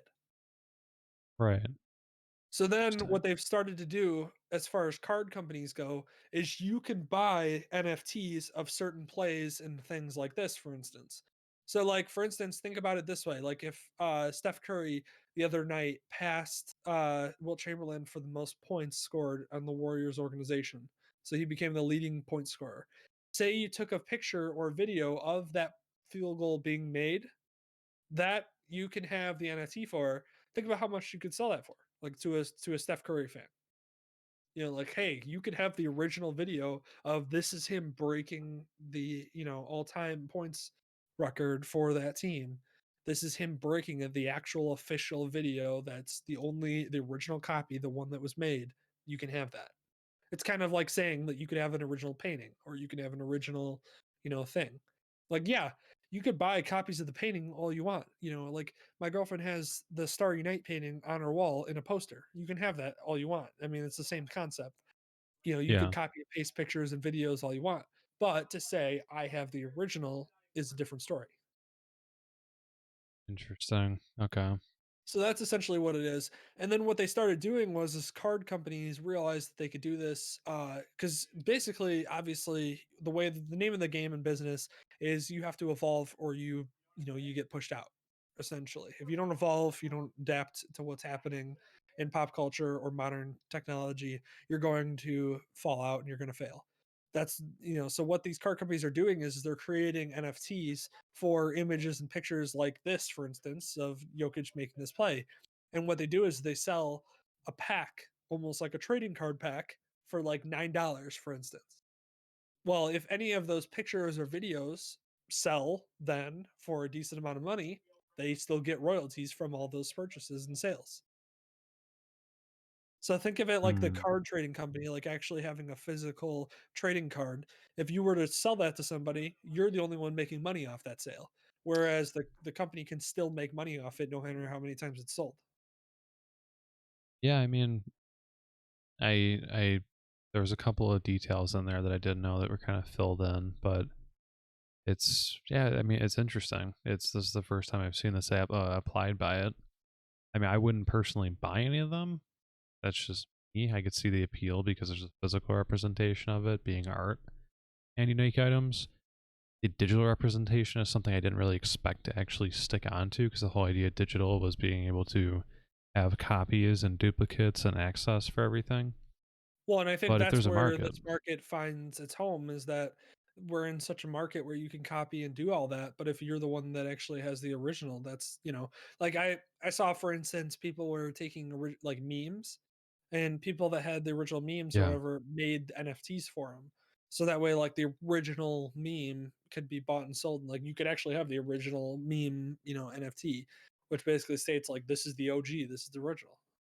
Yeah, and I guess the question is just like what I don't understand the value in that. Like I mean, who cares really? It's Yeah, not like it's not the trading card, you know? It's like well, but you here's the have thing, this.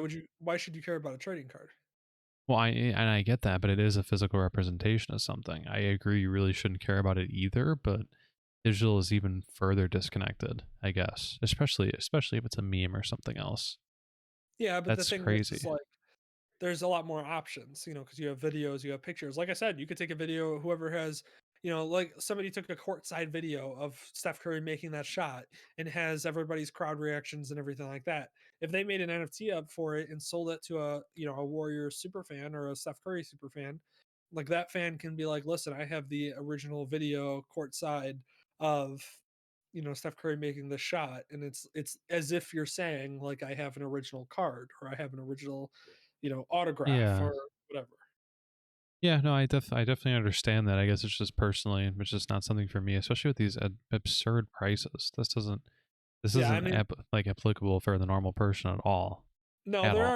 there are some absurd prices that are being sold on these, and it's partly because like you're obviously right now you're looking at like the most ridiculous ones because they're very limited, and that's how trading cards are. I mean, that's see it right there. Yeah, $230 million buying and trading digital collectible copies. And that's what I'm saying is the market allows for if you make a trade, it's like having a trading card and selling it on eBay and you make, $2,000 off of a card that you bought for, $100, for instance. You're making a huge profit on that card, but there's also the original company that made that card can also still uh make money off that. And I'm not just talking about the card company, I'm talking about literally anybody. So I heard there was a digital artist who I guess is like a famous digital artist who's like probably one of the most well known, sold his collection or sold a collection for 61 million, which sounds ridiculous. Yeah, but it's the same thing as if you sold a collection of Van Goghs for 61 million. It's like it's the same concept of like this is a famous painter, they or a famous artist, they created artwork that people value and then it's sold. Yeah. I don't know. So, I don't know how I feel about it. It's interesting to me because I also am trying to think of like, okay, how could I apply this to other things? I could absolutely see this spreading into like niche markets and stuff that isn't the NBA or that isn't anything else. I mean, this literally could be applied to anything. I could think of like you have the original code block for something, but um like a code block being something like that's like something on GitHub or like a program or something like that. mhm. It's kind of the opposite of what people who would be in that realm would really want because a lot of people want free access and open source to everything. It's kind of like the antithesis of what people usually do with anything programming or like CS related. But for like other things that are based off of that, I mean, like loot boxes in games, it's pretty much the same thing. It's just another iteration of that. I'm just trying to Well, see where other places it would apply because it's an interesting idea. I just see God, like the money is ridiculous. and Basically, I the just want to way take advantage of that. Yeah, but the way that you have to think about it too is that like you have to think about it this way that like if you don't want to buy it, then and you don't care about it, well then you don't buy it. It's like Yeah, I mean, it doesn't sure. it doesn't affect you in that way. But if you're somebody who loves collecting or loves, and cares deeply about collecting or doing anything like this, then, owning this NFT right here of this dunk by LeBron in a game to take the lead, you know, maybe you're a huge LeBron fan or a Lakers fan and you have the money and you want to do it, then go ahead. But the point is that, if for instance that it was a normal person that made this video or a normal person, like say it was you in the audience that made this video or made a Sure. video like this that sold, you would make money off of the content that you produced. So that's kind of where it gets in the Yeah. ballpark of where I'm, a fan of it Do because you pull out your phone and you're like, "Here, look at this video," and you go, "Oh, that's cool. Like, why'd you show me that?" And be like, "Oh, it's not just a highlight video. It's like I own this." Like that's the part I guess I'm struggling with. But for like digital art, absolutely. I don't. yeah, I could see it. I could see it either way. Can understand how it apply and how it could be used and everything. Just me on a personal level, I think it would be kind of silly to pull out and be like, "Oh, I own this highlight." That's mhm. all. But I No, could I know totally see people spending money on it. But it's like I said, it's the same thing as trading cards, or it's the same thing as video game. It's you're just not a person who collects trading cards, and neither am I. So we don't quite understand I the. had my Yu-Gi-Oh and I had my Pokemon. But I see, mean, even in things like that, there's condition. Like, oh my god, this is a rare like first edition. It was printed this date. It has this on it, and like, oh, it's in perfect condition. This is a digital file. It's yeah, but it's perfect. that's what it is though. Like, oh, this is the original courtside video of Steph Curry passing Wilt Chamberlain for points. Like that's what you have. You own that content. Like that's I, yours. yeah, People I can make copies of guess, it, but it's not the original. and I guess so. But usually, like with a trading card, you could tell the difference because of physical condition. A copy is perfect of this. Mhm. Technically, of your NFT, it would be no different, other than your ownership. I No, guess that's part of it. I get what you're saying. It's just like I said, it's just it's the same concept, as trading cards. Like why, for instance, did a Luka Doncic card sell for 4.6 million? Like that's stupid. That's the largest it was the largest card sale in history. And it sold for 4.6 million. Like why was it For valued at Luca, 4.6 really? million? Huh? For Luca, really? Like, Yeah, Luka Doncic. I It was a Luka Doncic signed rookie card that also had the NBA logo from one of his jerseys that he game worn. Um, Sold for freaking 4.6 million, if I remember correctly. dude, And then high level like exchanges like that is just money laundering. You can't change my mind. but There's no way. what I'm saying though is that like the person that bought that card put that value on that object. So like, literally a Yeah, card that me and you could care less about and think about how that's ridiculous. But like there's people out there that care, and there's enough people out there that care. And that's the same thing with the NFT market as far as sports highlights and things go. yeah, Like I totally understand where you're coming from. That like and that's how I feel is the digital art as well as the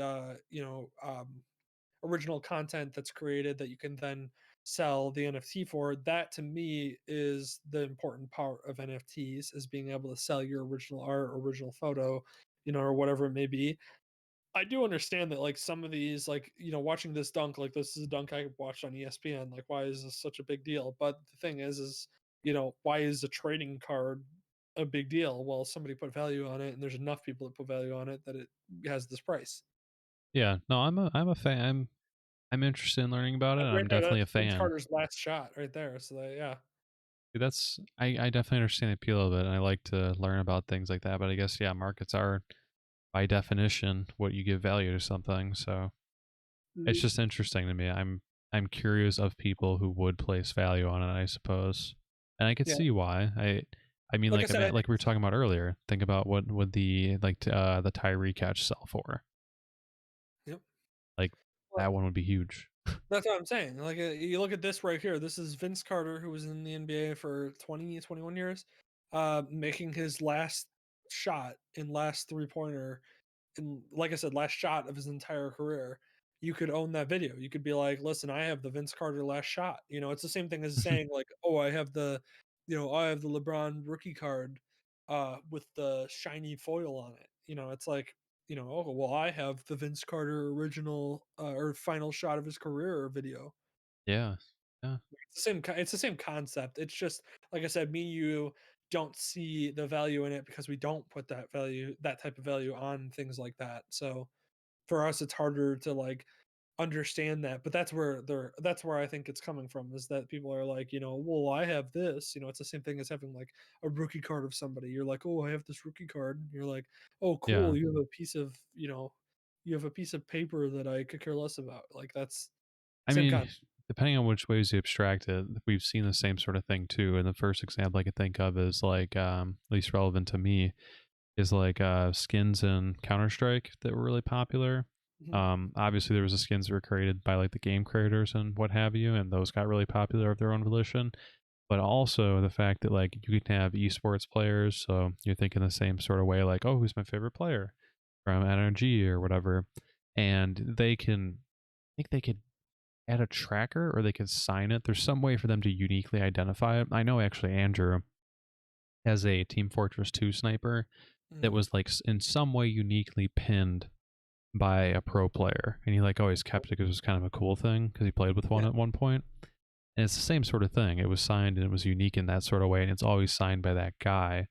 So if you have your Tom Brady or Michael Jordan or whatever else, and you're like, oh, like this is the skin I got, and it has their signature on it, and it's unique for that. Like, I mean, Mhm. it's not a new concept of being applied to mainstream like this. It definitely is. That's kind of Yeah, cool.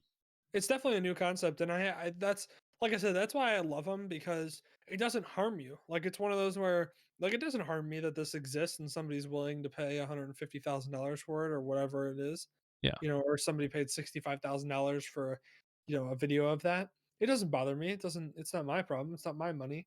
So it's one of those where I like it because it doesn't affect me at all, but it at least gives some kind of money or compensation towards like the people that actually make the content. And yeah, obviously we're looking at the NBA making the content. So does the NBA really need the more money? No, but like the thing is that like this is a very small part of the NFT market, which is also predicated on a lot of original creators creating things and being able to sell them and then also being able to make royalties off of them like you would a musical album. Oh, this could be absolutely massive for like digital art creators and like graphic designers and stuff online to Yeah, like actually get proper compensation instead of everything getting stolen. right here, you're like, "Oh, I got that LeBron step back three-pointer over Luca," and you're like, "Oh, dude, that's awesome. I can't believe you got Luca in that video too." Yeah. Like that's the type of conversations I imagine are happening. Yeah. No, I'm just immediately trying to pump to different things this could apply to. And usually Well, what like I happens said, with this sort of thing is it's like a mainstream entity like this adapts it and then smaller places adapt it as well. that's what I'm saying. Like the biggest thing for me is like as a part of the NFT market is the obvious original creator and artist being able to profit off of their works. That's the biggest thing for me about the NFT market that I think is awesome is that an artist was able to sell his electronic collection for $61 million. Like that's cool. Like that's a modern version of a painter selling his famous paintings collection for that much. Yeah. I mean, so what do you actually get? Do you literally just get like an MP4 file? Do you get like I don't even what know do if you I don't know physically if get? I honestly don't know. Honestly, like we'd have to purchase one to know because I don't honestly like I assume I from what I gather from what I heard, you get like like the video like you get like the NFT file, like the certificate of authenticity of like I have the NFT for this original file. Right. And I think that's where like the intrigue comes from is that like the file that was put on the internet, I have the original and the way that I can tell that is I have the NFT. Crazy. Very interesting.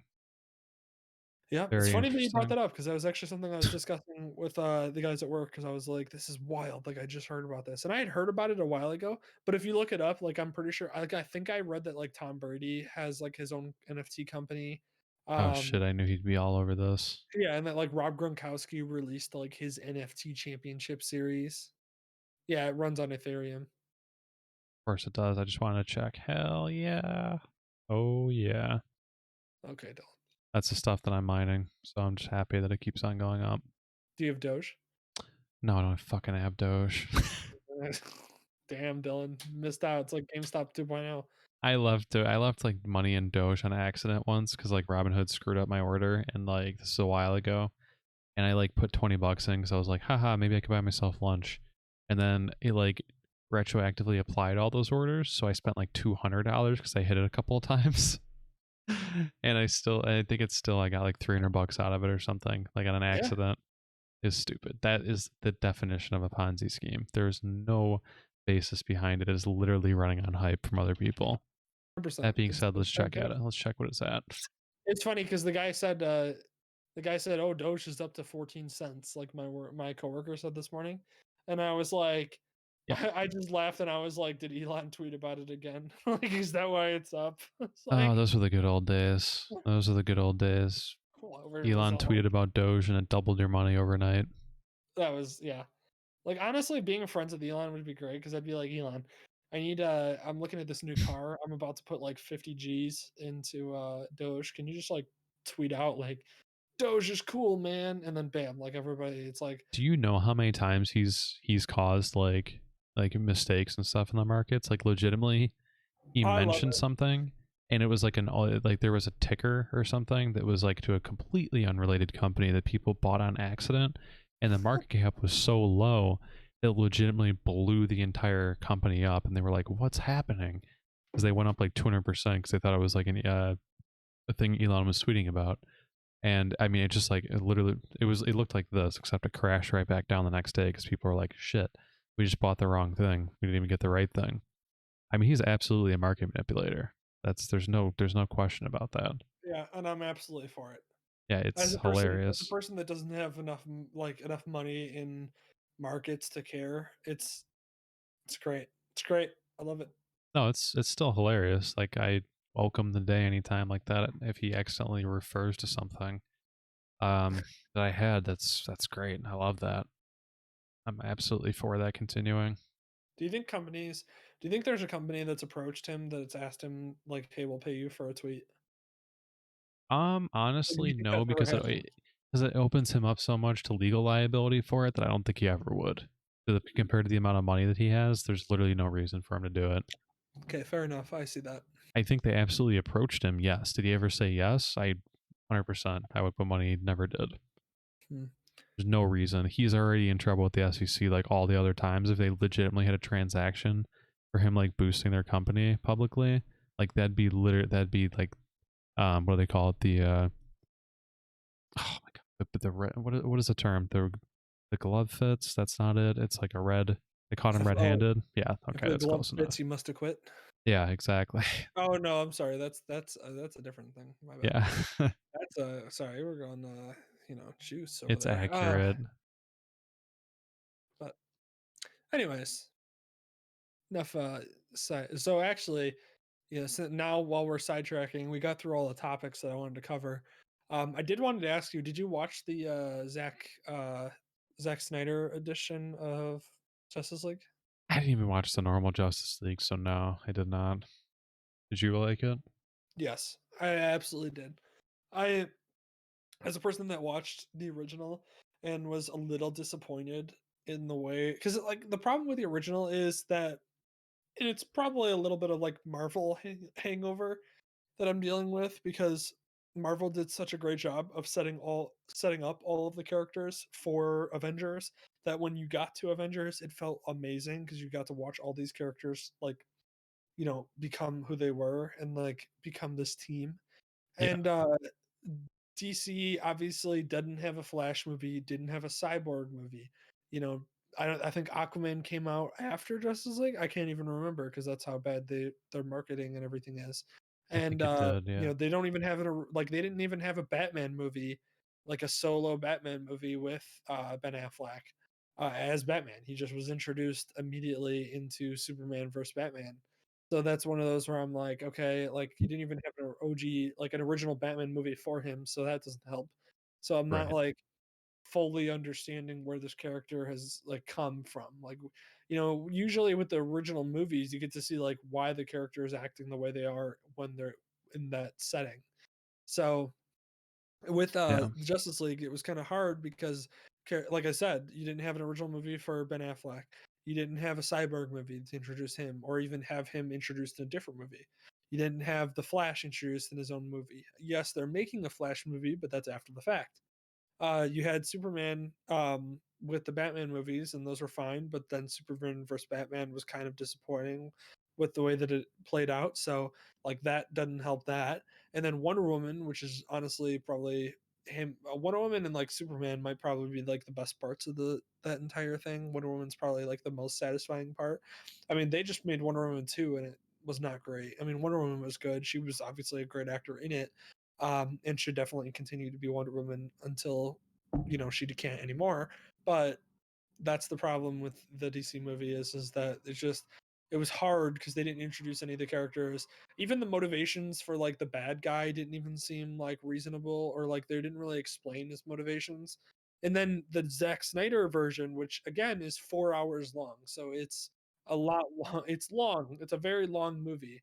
The one thing I will say about the Zack Snyder version is that it is incredibly deep as far as going into like all the different things that motivate the characters to be where they are. Like you finally get to get a little bit of background knowledge on Cyborg.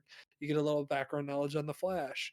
You also get a little bit of kind of how the team came together. You get the motivations finally of Steppenwolf, which wasn't really explained as the bad guy of the original movie. You're like, okay, what are the motivations of this guy? Like, what, world domination? Like, great, here we are again.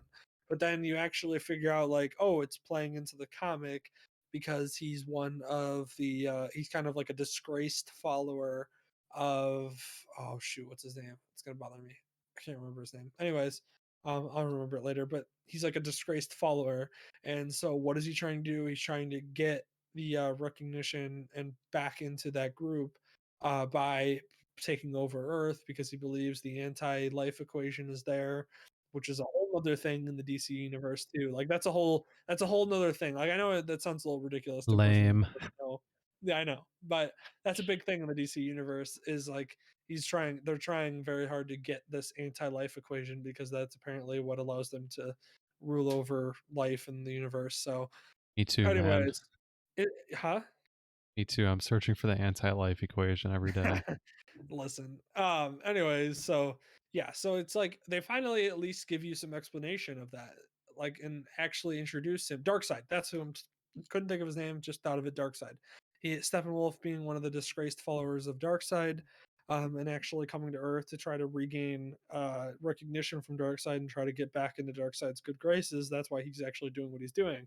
That's finally some motivation for a freaking bad guy, rather than it just being like, oh, he's here because, yeah, he wants to take over the world. And there's these, oh, and by the way, there's these magical boxes that nobody knows what they are, but they like combine, and when they combine, he can take over the Earth with it. And you're like, what does that mean? What are these boxes? What, they explain this to me. Like, what are they? Well, then in the new Justice League with Zack Snyder, they're like, oh, these boxes are technology and they're like a computer almost, that once they combine, they make basically a supercomputer that helps to terraform the Earth and make it into a place that they can govern. And I'm like, okay, that makes more sense. Thank you. That's what I needed in the first movie to actually understand why the hell I should care about these three freaking boxes that are apparently have to come together. Like it's the stupid things like that that I'm like, this needs to be explained in the first movie and not the second cut.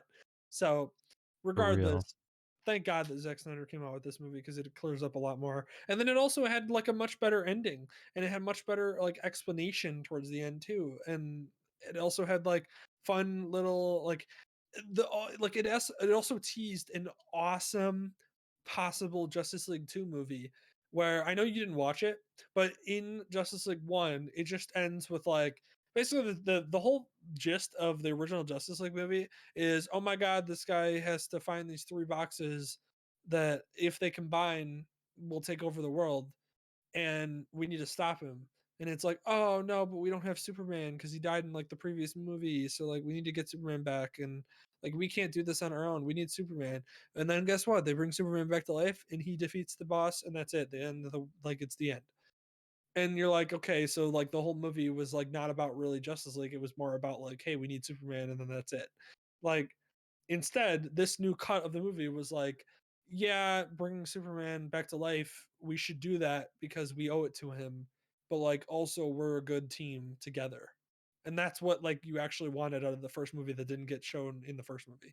And then not only that, but in this new cut, they actually have an awesome teaser for what the second movie could be, where they gave like subtle foreshadowing, and they also had a sequence that took place in the movie in actual scenes that was in the future. And it was supposed to be that like Lois Lane got killed somehow, and that basically sent Superman into an anger that then Darkseid like got him to be on his side, and then Superman's like taken over Earth and is like a villain, and then Batman like is like with the Joker and Cyborg, and Wonder Woman, or in the girl from Aquaman, and they're like trying to like stop this from happening along with Flash. And it's like that's amazing. Like I want to like that's a great concept for a movie. Like the fact that Superman actually goes bad and starts like killing and just taking over the world. Like that's amazing. Like I want to see that. Yeah. So then they finally tease that in the second cut of the Zack Snyder cut, and then they also introduce at the very end of the movie. Spoiler for anybody that hasn't watched it. This is an end scene in the movie, and then we've talked a lot about spoilers, so this is really not a big issue at this point.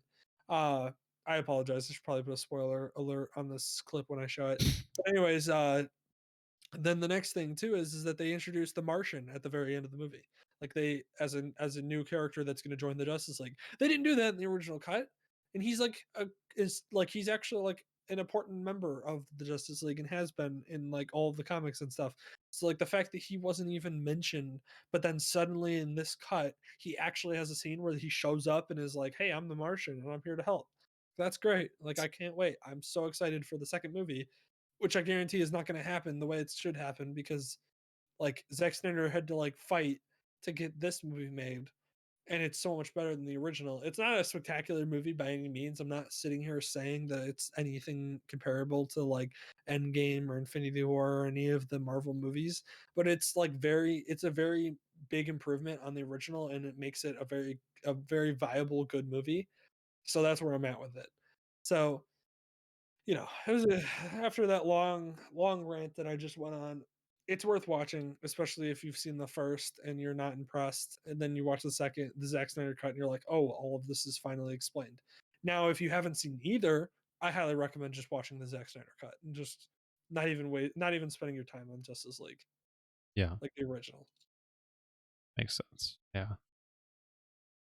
Well, I probably I might. The thing I did recently was I was sitting down and I was like literally just kind of browsing through things, and then I Mm, remember I had Endgame on my computer, so I just like opened up to one part of it because I was like thinking about it and I wanted to rewatch the scene, mm. and then I ended up just watching the whole movie, and that was till I was like, I don't want to watch my the new episode of like Falcon and Winter Soldier. That'll keep me up until 1, and then I ended up staying up till 3.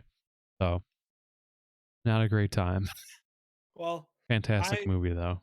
I do highly recommend watching the Justice League Zack Snyder cut because it's fun and you don't have to like it's actually broken up. He did it weird. He broke it up into like 6 chapters, and then he also broke it like there's the epilogue. So you could actually like watch chapters 1 through 3 and then just return back to it and watch like chapters like 4 through 6 in the epilogue. And like basically it's two movies essentially. Yeah. Um, but it's just so much better than the original, and it actually gives me like slight hope that like DC could make a good universe with the way that it's built in that movie. It's just so unfortunate that it had to come out in a Zack Snyder cut rather than the actual original movie. Now, of course, being that it's 4 hours long, there are some parts, yes, that probably should be cut permanently and should have been, but I'm still happy with the overall product over the original, so there's no complaints there. Now, the one thing I will say too is that the way that he got the movie made was so interesting. He like bought like the way that he did it was he got the rights to all of the extra footage that they had filmed that got cut, and then he like went to the studio with this idea and being like, "Hey, I own all the extra footage. Let me make this movie and then add in the extra footage I think should be added in, as well as reshoot some stuff." And then the studio like bought into his idea, and then he made it. Yeah. So I was interested how they just like allow that to happen, but that makes a bunch of sense. Did you also see the Game of Thrones tweet? no, what was it? Okay, it was literally just winter is coming on their official account, and then everyone's like, "Oh my god, are they mainly it was like, man, you know, fuck season 8, that sucks." But I mean, people are like, I really hope maybe they're remaking it. Maybe they're doing a Snyder cut of Game of Thrones season 8. oh my god. I okay, I'm probably I don't know if I'm in the small majority here or small minority I should say. I actually enjoyed the first half of season 8 where like when it got to the long night where they finally defeated the Night King, like in my opinion, I was like what is that like what did you want more of? Like what did you need that was different? Like they had a massive long fight Oh, it was terrible and though. yeah, but they Do you not finally remember? yeah, like yeah, the fight could have done a little bit better. But like the You thing couldn't even is like see shit. It was like a massive problem. Like it oh literally see looked like it was blacked out. when I watched it, my thing was like brighter, so I was able to actually see it. But Oh. God, I was so fucking disappointed. I was like, is there something wrong with my TV? And it was like a big thing that was trending on social media too. They just like, man, you fucked up like even the aesthetics of the show. Like the writing of the battle was stupid, but man, that part But unforgivable. my other thing though about it is like what did people expect? Like it was a fight. Like it just like it wasn't like Someone to die I who's know that important. well, yeah, that would have been nice to have. To see, this is why my whole thing, why I thought the way that I thought Game of Thrones is going to go. So let's step into the Game of Thrones world real quick because we have this video up here and we can actually talk about it. Um, so the way that I thought Game of Thrones was going to end, and the way that I thought it should end, was that I thought Jon should sit on the throne because they had built him up this whole show, like teaching him lessons to be a leader, like like he literally died at one point and then learned from dying that like, hey, some of the stuff like I say, like people are going to be ridiculous, like there's going to be this reaction, like people are going to hate what I do no matter what, how right I think it is, um and everything. And then he also learned like and learned to like lead everybody. And then they were just like, John, fuck off, you can go live with the people in the north. And then people were like, yeah, but he's actually like a part of like the north, and like that's really like where he belongs, is like in the wild with all the wildlings. And I'm like, okay, where he belongs is on the throne with all the shit that he's had to deal with for the last 8 seasons. So don't tell me that Bran Muffin should be on the throne over John. Like that's not, should not happen. And muffin. That's what we call him. We call him Bran Muffin because I'm just sick of his shit. So no, so anyways, I thought he should win and be on the throne, but I thought the way that he ends up on the throne is that he didn't want it, but that everybody was like, no, you need to be on the throne, and then they made him on the throne. And then what I thought would have been nice too is to have Daenerys, because she was obviously like, she was like either throne or death kind of thing, like she was never going to give up that kind. So I thought what would be great is have her character like die in the battle, but like saving John while doing it because they're like falling in love. Like I Yeah, thought okay. that would have been spectacular. I thought if her sacrificing herself for him to live on would have been like a culmination of her character where like yeah, she didn't get to live her dream, but she was able to like, she was able to like finally break the mold of like she needs to be this queen and instead just do something selfless for a person that she loves, who then could end up being on the throne after all the things that he's learned. And we all know that John would be a good This king. is actually under. Yeah. I could see that. I honestly don't remember what my original prediction was, but I will say though that my prediction I had Tyrion as John's hand. Like I thought, like no matter what, I thought. See, the way that I thought it should go is I thought Daenerys should die in battle, saving John. I thought John should be on the throne. I thought Tyrion should be his hand, and I thought Jaime should be his general. okay. Yeah. I mean that's That's the way I ideal. thought.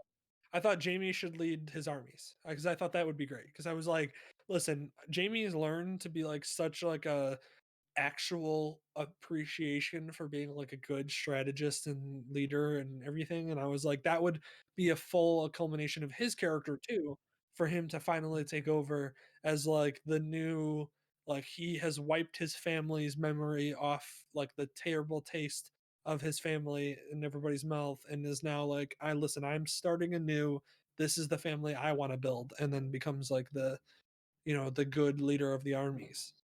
Yeah. Yeah. No, anything would have been better than that. God. So Yeah. would have been down That's for it. That's the way I thought. And that's like I said, I always thought Tyrion should be the hand no matter what, because I always thought Tyrion, like I always thought that that's what he'd built Your up best. his character to be. See, and this is what I was talking about, is like Game of Thrones built up these characters so well to be certain things, and then like they only did it with like one person, which was Tyrion. Like Tyrion was built up so well to be like the smart, finally get recognition as the advisor, to the king, and should be because he's going to have the best and honest advice. Yeah. And so I was like, that makes sense for him, and he finally got that. But then with everybody else, they were like, fuck that. Yeah. Okay, we'll just have John kill. Like the other thing that I thought was funny is like me and Alyssa, my girlfriend, are just watching season 7 right now, and we just got to the point where she like looked at me and was like, oh yeah, isn't John like related to somebody, or like isn't he like a part of a family, and I was like, well, I'm not gonna say anything. You have to watch, and like when you get to it, we'll talk about it. And I was like, and then I looked at her and I was like, but I do want to mention that one of the bullshit things about Game of Thrones is that he never fucking finds that out. Doesn't he? Does figure that out. I think he does, but it It never doesn't matter. becomes important. Like Yeah, it it never never matters. matters. That's what I told her. I was like, it never matters. Yeah, And I was like, it's that's the disappointing part about it. Like, even if he does find it out, because I can't 100% remember, and I'm pretty sure you're right that he does find out. It yeah, doesn't. Sansa tells them. And oh, sorry to go into that. The best part is they say it off screen. Like they reference that they told him that, but they don't have a fucking scene where they tell him that, which is unforgivable. Another thing on top of that piece of shit that they sent out. I don't Oh, it understand. makes me fucking mad. I don't understand how the writers for Game of Thrones looked at the fucking show they made and then went, you know what would be great? Fuck all the stuff we'd spent time developing in the previous seasons. Let's just go with this. It's just unbelievable the level of which like you just don't give a shit Yeah. because you already got your signed contract with stuff. I just It's so angry because it's like such a good show. It's such an incredible show. Like me and Alyssa are watching it and she loves the show. Like she's loved the parts that been able to watch, and like all the different episodes and all the different seasons leading up to it, because there's so much shit that happens. There's so many characters that just die. And it's funny because she watched the last season, because she never watched the show originally because she didn't know if that was really something she would enjoy. And so then she watched the last season with like her sister and I, and like separately she watched a couple episodes with her sister, a couple with me, and that sparked her to want to watch the rest of the show. And so it's funny because she'll be like, oh, I don't remember that character being there in the end, so I'm assuming they die. And I was like, I'm not gonna say it, but like, yeah. like like I'm not gonna tell you, but like in my head I'm like, yeah, they fucking die. It's like so it's just like I said, it's just such bullshit. It's just such a terrible. It's the complete and utter destruction of 7 seasons of a show that you built up so well to then just end in the culmination of nothingness. And the only characters that I'm happy for in the entire freaking show are, there's like 3 characters, and it's like Arya I'm happy with because I'm like, okay, she can go like adventure off. That's great. That's perfect. That's exactly how she should be. Fantastic. Sam being the Grand Maester for the king, yeah. fantastic. Exactly what he should be.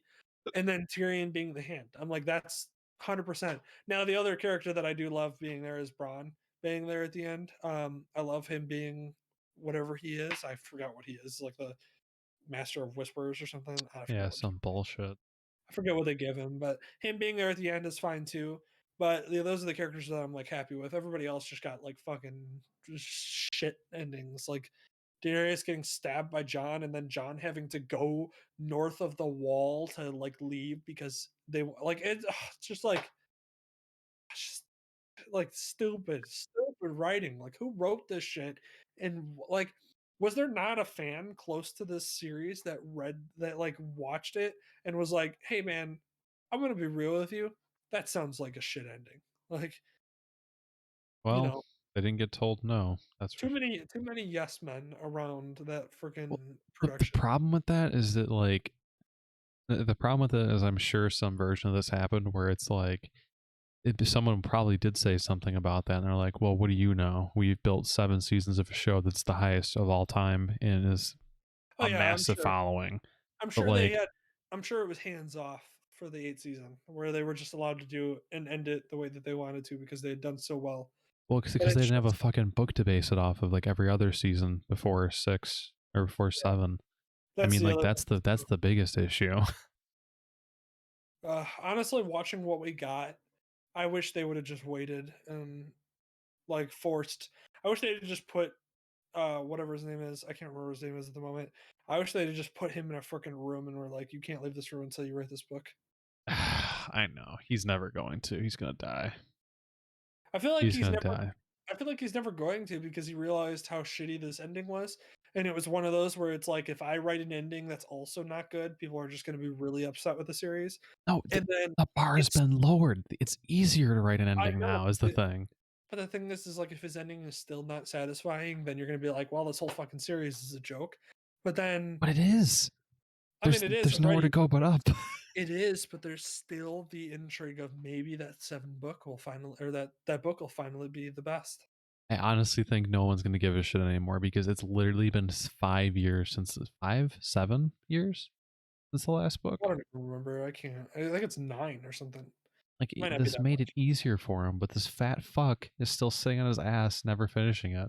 I don't understand how you can't finish a book. Like honestly, I honestly can't figure out how you write all these books and you can't finish the series. Like, don't you have a plan? Like, I would assume you'd have a plan for like how the characters are going to end. Maybe his plan was what the show produced, and that was why it was so shitty. And then he had to Yeah, change it. He's like his whole thing's ruined. I mean, that's why he's never came out with the book, because he's like, I had this plan and now it's terrible because everybody hated it. he's full of shit. I'm reading an article that just came out like a month Oh, or I two know that he's ago like about him still working on he it. always does that. So He wrote the stupid. most during quarantine. It's like, get the fuck out of here. Yeah, if anything, I mean, like, great for you. You got your bag and everything, but like, honestly, just like as a person, you're set for life. You already have as much money as you'll ever need in the world. Like, say you're not going to finish the book and pass it on. Just like, stop this teasing bullshit. Oh, I know. He does that the whole time. He's literally everything comes out. Like I said, I saw an article that was like he wrote the most during quarantine. He's wrote the most he's ever had, and I'm like, get the fuck out of here. What's he wrote? Like 5 pages? Because the book's not getting finished. Yeah, he I don't releases see like a chapter every 2 years to be like, look, it's in progress right now. I know. And instead, he just, you know why? Is because there's no incentive for him to care now because he just signed like a $10+ million contract with HBO to produce prequels and stuff and other content from the show. So like Hmm. he doesn't give a shit because what is he gonna make money off the seventh book? Like he's already making tens of millions of dollars. Who gives a crap? Yeah, I mean, He he's could never lift the pen again to write, and he would still make tens of millions of dollars. I mean, it's also probably a huge part of it that he's way more interested in writing these prequels and interested in those because it's a new project. I mean, it's a huge intimidate, like you said, it's a hugely intimidating task to come back to something with huge expectations to work on it rather than a clean slate of something else you could take wherever you want. Yeah, I mean, he's probably sick and tired of thinking about it and rehashing it too. It's just like, try you get just got to make a or move at some point. just write the final book. Like Yeah, period. they wrote an end to Star Wars. Nobody was like, it's write the end. Like I don't. Lord of the Rings has an end. Yeah. So Yeah, stupid. exactly. Okay, well, yeah, that's a good, wonderful, positive note to end on. Yeah, yeah. That's a good ending to it. So, but all right. Well, we got through everything we wanted to get through. I'm sure there'll be, And some more. more. Yeah, I'm sure. Yeah, we did get through a lot more than even that. So, I'm sure there'll be more stuff next week that we'll go through. Some more news to head up. We're getting closer and closer to the NFL draft, so there'll be more drafts, mock drafts for me to come out with to kind of change it up a little bit and see if there's any changes.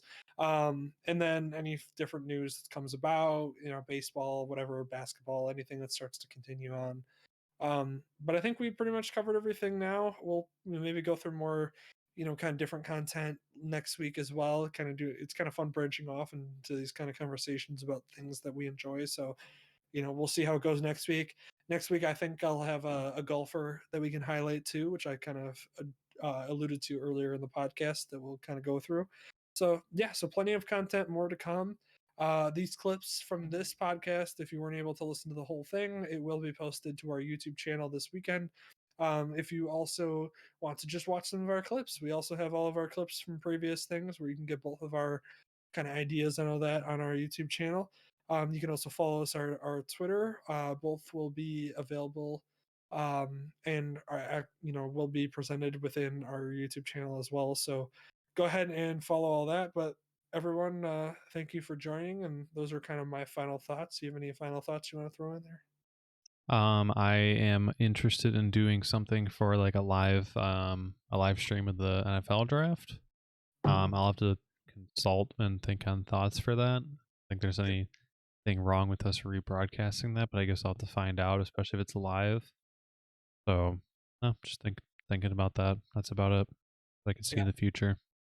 No, that would be awesome. I think just to go through the first round, especially, I definitely would be down for that. So that's something definitely look forward to in the future. So anything else? No, that's it. I'll guess we'll see everybody next Wednesday. Yeah, thank you everybody for joining us. Everybody, if you're still listening or have been listening, thank you for joining. Maybe if you liked what you heard, give us a follow. Otherwise, have a good rest of your night and a good rest of your week.